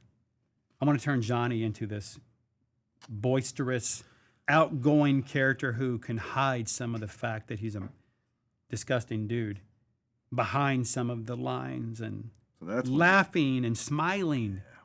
Because at one point he wasn't. Right. And it became too cold and too calculated. Yep. And when I saw that sign, That's when I was pushed like- you in another direction. yes, I was like, that's overboard. So it's a funny story that I never really told anyone. A lot of people who don't even know the story. But yeah, just weird seeing that. And that at that point, Johnny took a turn Yeah. to be more outgoing. He's still Yeah. saying some nasty stuff, Yeah. but I don't know, there's something about him that works because people enjoy the way he talks and messes with you and plays with his food and the hunch. Yep. It's almost so overboard Yeah. that it takes away from the coldness in a way. Yep. So that's how he happened. That's how that happened because I looked over and saw a damn sign with my name on it while I was looking at a payphone where the serial killer would watch people at a payphone and that's how he would track them. That is absolutely. It was just so weird. I was like, okay, dial it back. So we have some old photos of Johnny that Yeah, people are going let's to do it. laugh at. Rob, you want to pull them up? All right, get So ready. Johnny went through several variations too. Here you go. And look, so this is my. kind of like one of my favorite movies is The Outsiders. Oh yeah. It's one of my favorite movies. And Matt Dillon. That's wow. Yeah. This is, I see it. I always loved that character. But what's funny is if you look close, he's got Maria tattooed on his forearm. And for the Nice touch, Ronnie. for the longest time, I had a side story in my head where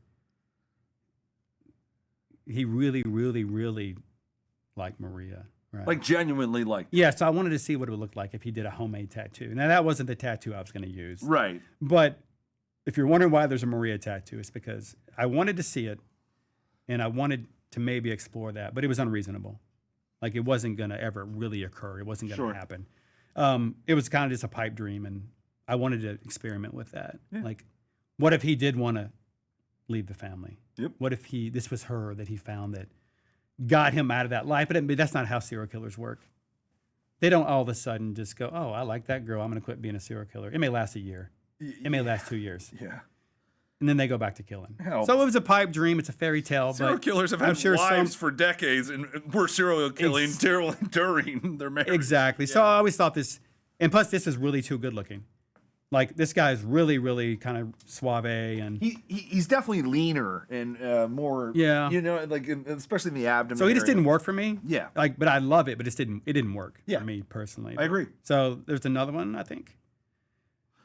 So here's some old sketches of faces, and you can see the one we're going to use at the top left. We did use, but this is where I was like, okay, I need him to be more friendlier looking, but I didn't really know. I started down a path of like, to me, the guy on the right looks like someone you would see at a gas station, like in a small town, right? Right. So it was that innocent looking face that you wouldn't Gotcha. know, that you wouldn't particularly know he was going to kill you.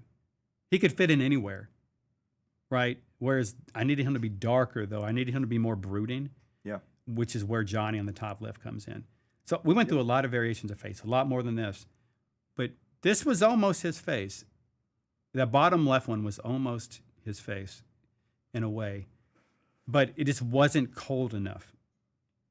You know, I needed him to be a little bigger, a little stronger, a little more menacing looking, a little more cold. Like, look at his eyes up there and look at the guy on the Yeah. bottom. Oh, yeah. The guy on the bottom looks like he may be up to something, but Johnny up He's top, more inviting. yes, he's more friendly. Yes. So I needed more cold brooding. So eventually we did land on that top left photo. That hair's not the same. I forget where that hair. We went through like 400 versions of hair, but yeah, it's funny that Johnny almost looked like one of those other people there, because we found a lot of like old photos of like small town Texas gas stations, and there was always just like a regular looking dude in there helping, right? Some 20-year-old dude in there helping, who didn't look evil. He didn't look nice. He just in between, just hanging out in between.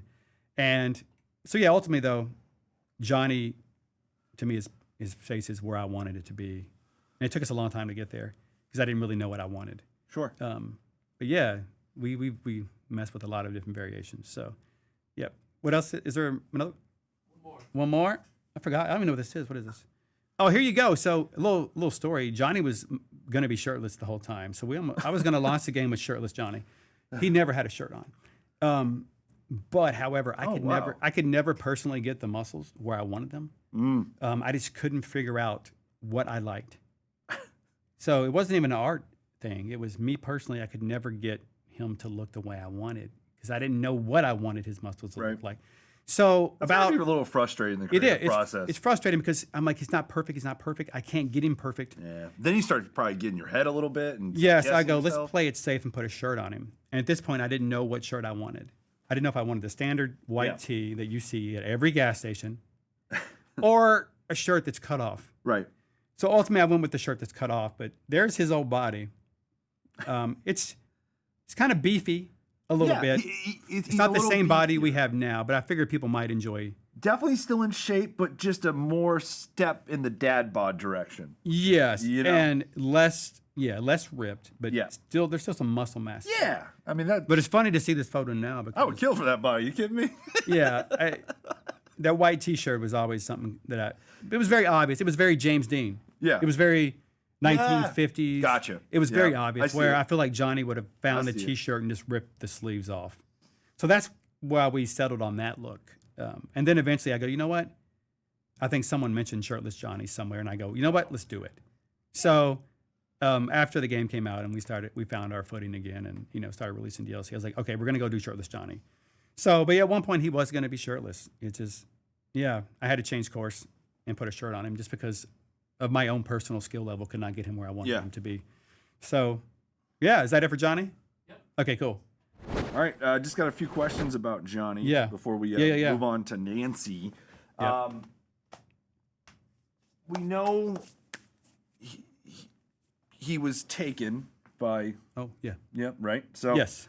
About what age... Oh, yeah, there's good stuff for Johnny. So let's go back to the... He's a toddler. Yeah, so he's a toddler. He's a toddler. And what happened when he was He doesn't remember it, obviously. Obviously. So Judith, his mom, okay, they were traveling through.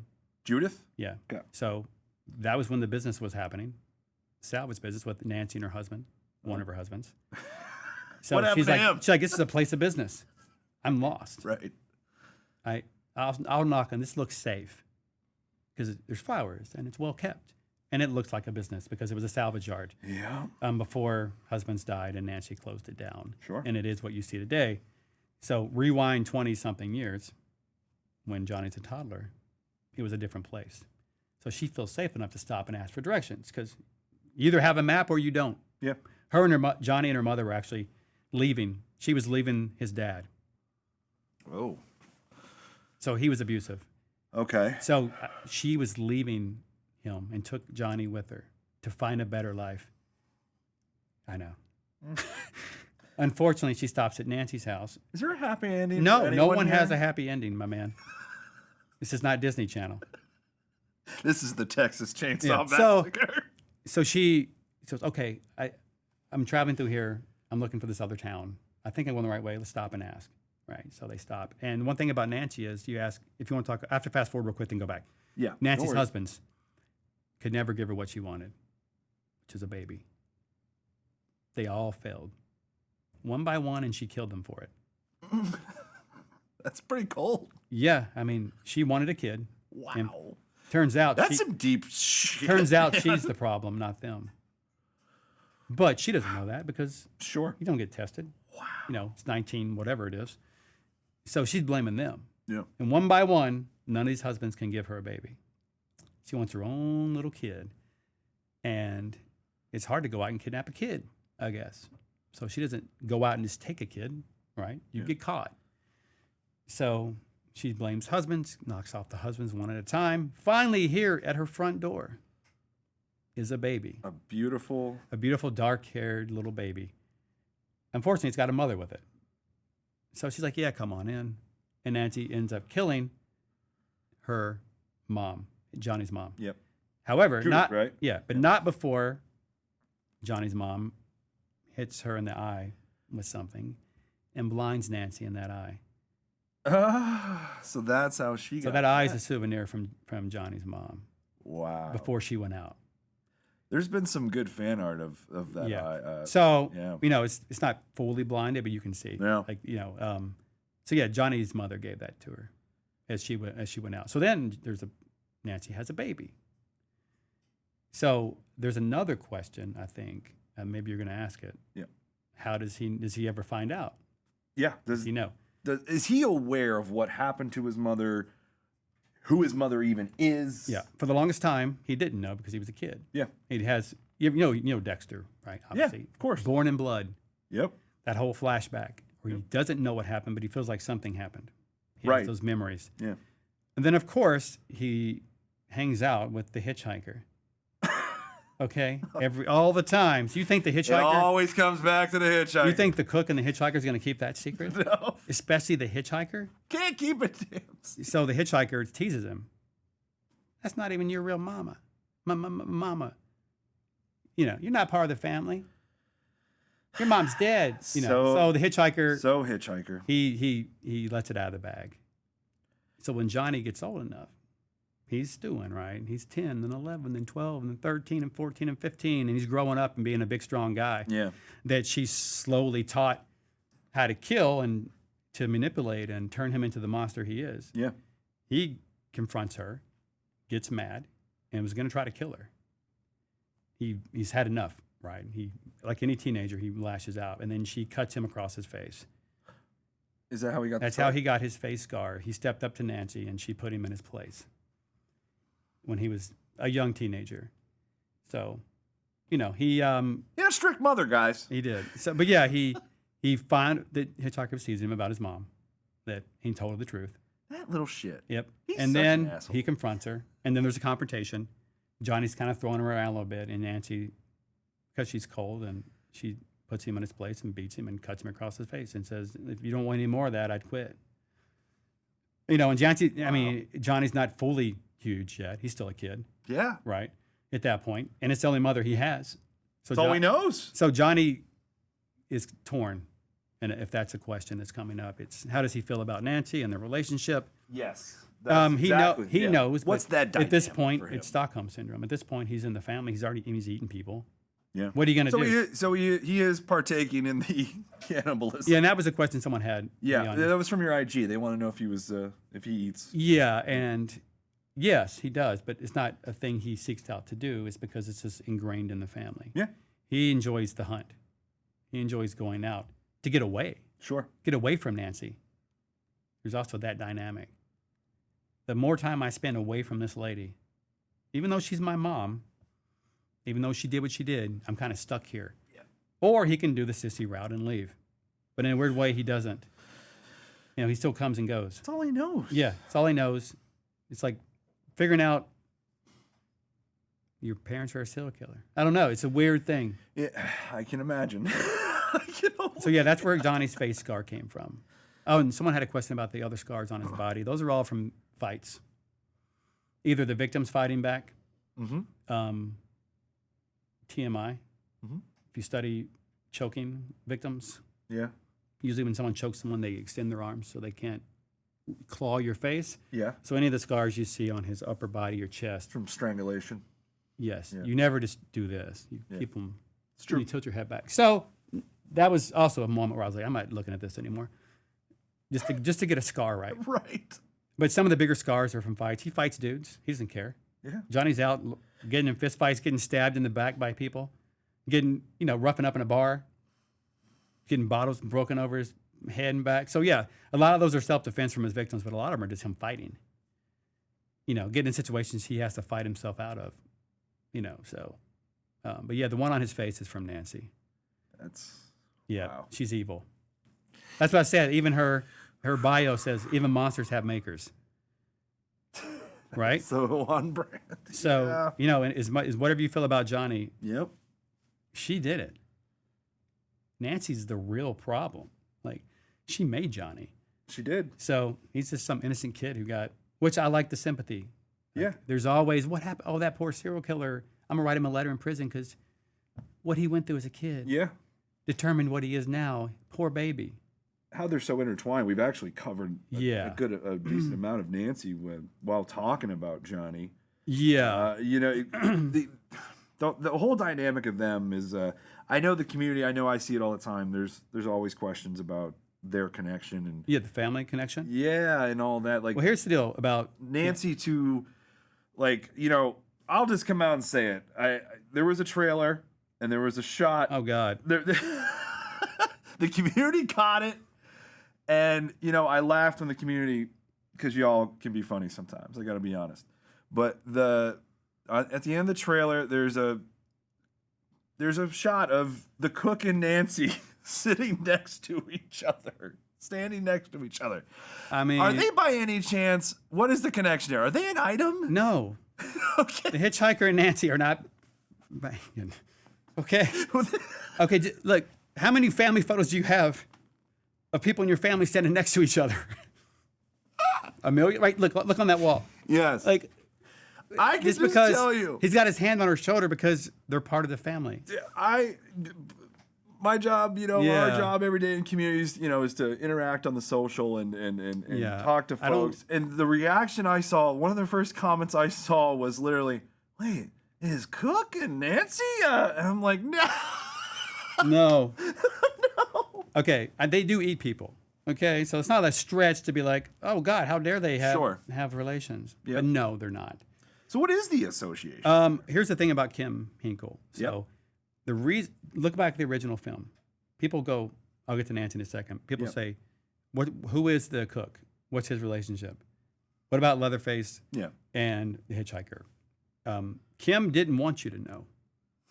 Now, all we do know is that hitchhiker and Leatherface are brothers. Brothers. Because we hear the cook say, look what your brother did to Yes. the door. Not look what my brother did. Your brother. Not look what our brother did. Sure. And they don't even say, where's your grandpa? Or take him to our grandpa. All we know is he's grandpa. Yep. We don't know if he's their grandpa We don't. or some dude's grandpa. It's not the point. He's just grandpa.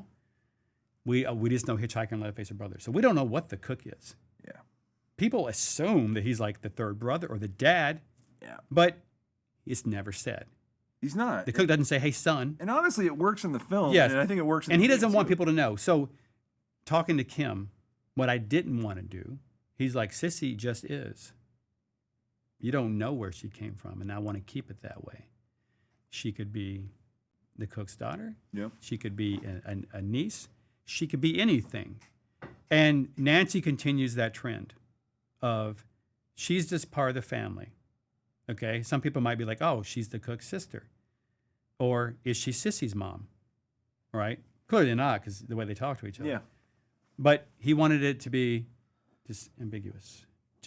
They're just a family, and the less you know sometimes, the better. We know. Yeah. You see these horror movies that explore absolutely the kid's origin, and you're like, No. it's too much. the Mystery. The less is more approached in the first film that Kim was going for. I think when We I like we it. kept that throughout the characters for the most part. and that is carryover. To Yeah, the game, I didn't is want. what I you're would saying. never step on his characters and all of a sudden tell you that the cook is the dad. I would never say that because Sure. that's not what he wanted.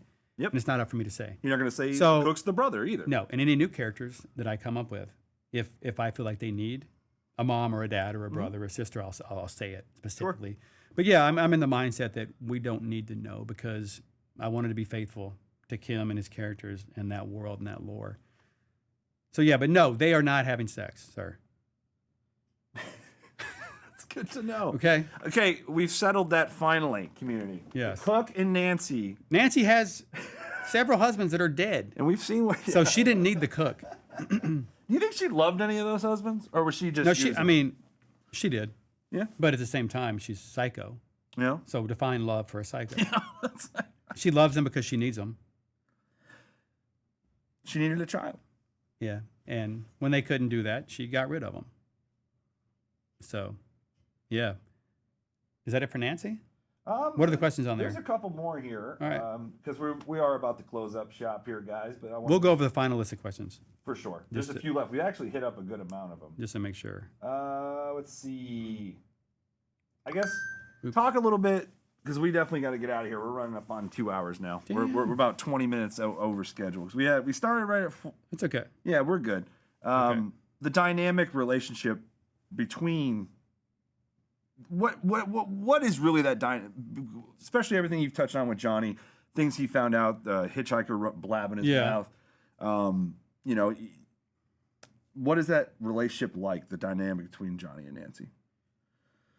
I think it's From each side, I guess. You ever heard a teenager, even though Johnny's not a teenager, where a mom or dad's like, "Sweetie, let's go," and the teenager's like, "Hey, fuck you, mom. We gotta go."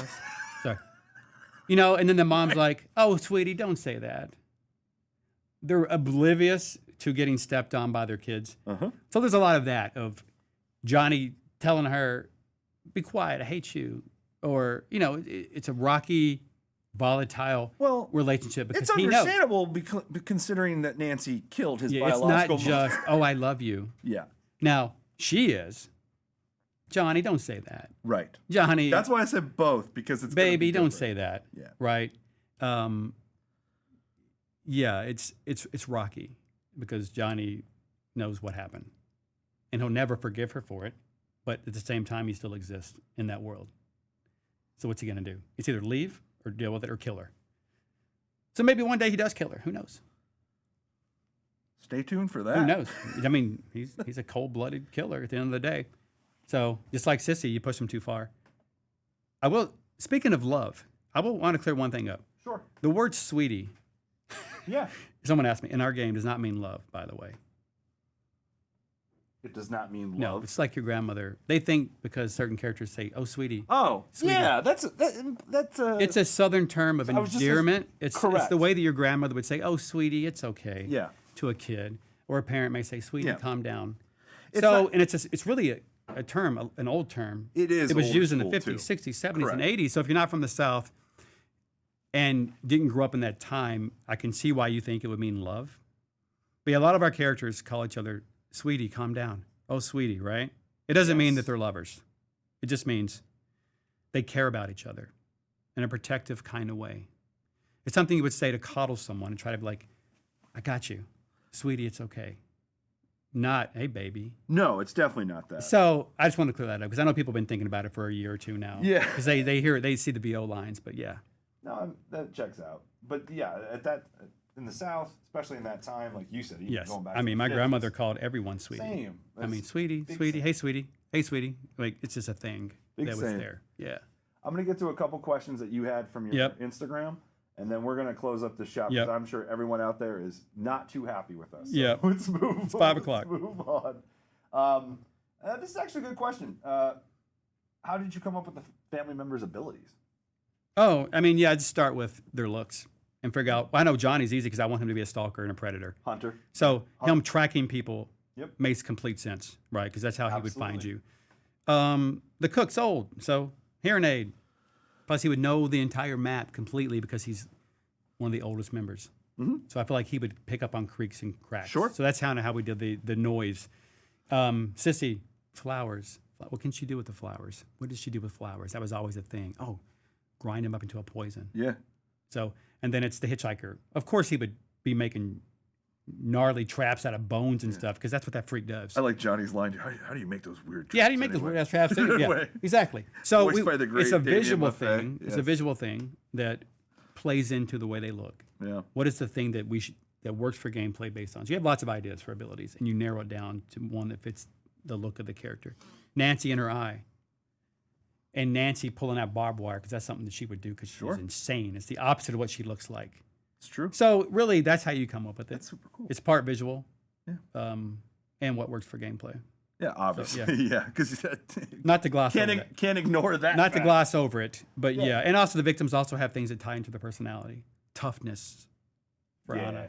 Picking locks for Connie because she can fix things on the fly. And then Julie, Absolutely. stamina. So Sonny, highlighting, using his smarts and his wits. Those are all just character traits, the way they were written, trying to show that in the game world visually. So yeah, once you have the character's bio and what they are as a person, Makes that so much makes easier. that a little bit easier. Yeah. You just have to figure out what works and what's too gamey, not too gamey, where's the line at. So Yeah. One last question we had here is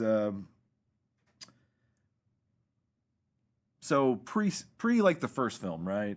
Pre our game, pre Sally, for instance, from the first film. yeah, Did anyone ever escape the family? no, or else they'd be caught.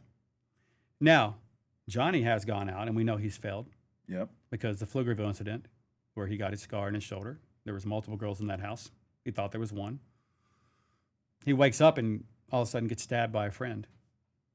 And Yeah. So those two people know they survived, Absolutely. right? And Sissy has survivors. Like they mess up when they're out away from the house. But That's no how one has. mistakes happen. Yes, exactly. No one has survived the house Got it. encounters. But that doesn't mean that there aren't people who survived out in the wild who know what Johnny looks like and they know what Sissy looks like. But once again, there's no internet. Well, when the police ask you what they look like, you tell them. But okay, there's no database, Yeah. right? Absolutely. Yeah, you can get away with a lot back then. Yep. So, but yeah, no one survived. Sally's the first to leave the family house, which is why it's not there in the sequel. That makes sense. Yep, Sally's solely responsible for them going through the tunnels. Yeah. in part two. For running. Yeah, they had to leave On because the she knows run. she knows where the house is. Yeah. And they're on the run. So Way down there and whatever Yep. they say in the movie. yeah, But dude, this was a lot of fun. Before I get you that out the of here, last I have one request. Please never give Cook a horse in the game. Can we never do that? the good news is we're not going to do any horse tech. That's so. good. There's a little meme Yeah. going in with the community. Cook must have horse. Cook have horse. No, Cook's probably not going to get a horse, y'all. So Yeah, and that is all the questions. Yeah. yeah, we hit them all. Oh, Danny and Anna. Oh, yeah. You know, Are there relationships? yeah. Are they? Here's the tight? deal, because they haven't met very much in person. Okay. After the tragedy, it's only been a couple weeks. They haven't had time to get closer. So you would think that after a tragedy like that, Sure. your sister's missing, my girlfriend's missing. Yeah. We grow close over time. Sure. And if it was months and months and months, they certainly would, because people find solace. We in- didn't have months and months. No. So or they didn't. I should. they say. didn't. Yeah. So they only had, about a week before they start going, oh God, she's missing. What are we going to do? And yeah, they're talking on the phone and trying to console each other, but they don't have the time to nurture that relationship that usually happens Right. when someone goes missing and the brother and this other person or the sister become close. Yeah. So yeah, they would. Absolutely. He would be trying to take care of her. I believe Danny it. absolutely would. Especially as someone what he's been through. If he didn't go to this house and there was a different story and they got close to each other, Yep. Danny would absolutely try to take care of Anna. Love it. And completely be the big brother and make sure that she was good and taken care of. So he'd be at their house talking to the mom and consoling them. And he may have even moved there. Sounds like a happy ending. Yeah, well, I said if. That's a if. Fair. If. Fair. I tried to squeeze one out of you before we got out of here. Nope. Not happening. That's Not it. happening. Okay, I think we're done. Yeah, I think we're going to wrap this up. We went over about a good 20, 30 minutes here, but we tried It's to. fun. It was a lot of fun. Thank you. And I don't get to get on the couch very often, so. Yeah, the fact that we got you here to join us, we couldn't do this stream without you. Period. So I hope I answered everyone's questions. I hope so too. I'm Yep. sure there'll be more coming through eventually. Who knows if we can ever do something like this again down the road, but Very cool. yeah, just a lot of fun. And to the community, we appreciate you Yep. spending your time in Texas. Join us for this stream today. Be on the lookout for our social channels at TX Chainsaw Game on the Twitter and Instagram. And of course, check out our community hub.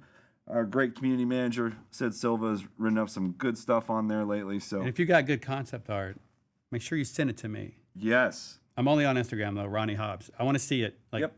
send it to me as a message or tag me or something. Because You heard it. if you send it to Andy, he may not show me. I share. That's fair. He I may gotta get in hoard. the habit of. He may hoard it. Well, I share it a lot with everyone, but sometimes you were busy, and Yeah, I gotta get in the habit of sending you stuff directly. But Yeah. thank you guys. Be on the lookout for news and updates on our social channels. I'll see a lot of you in the gun Discord and the TX Chainsaw Game subreddit. Until then, thanks for tuning in, and we'll see you on the next one. Take care of each other, y'all. Be good.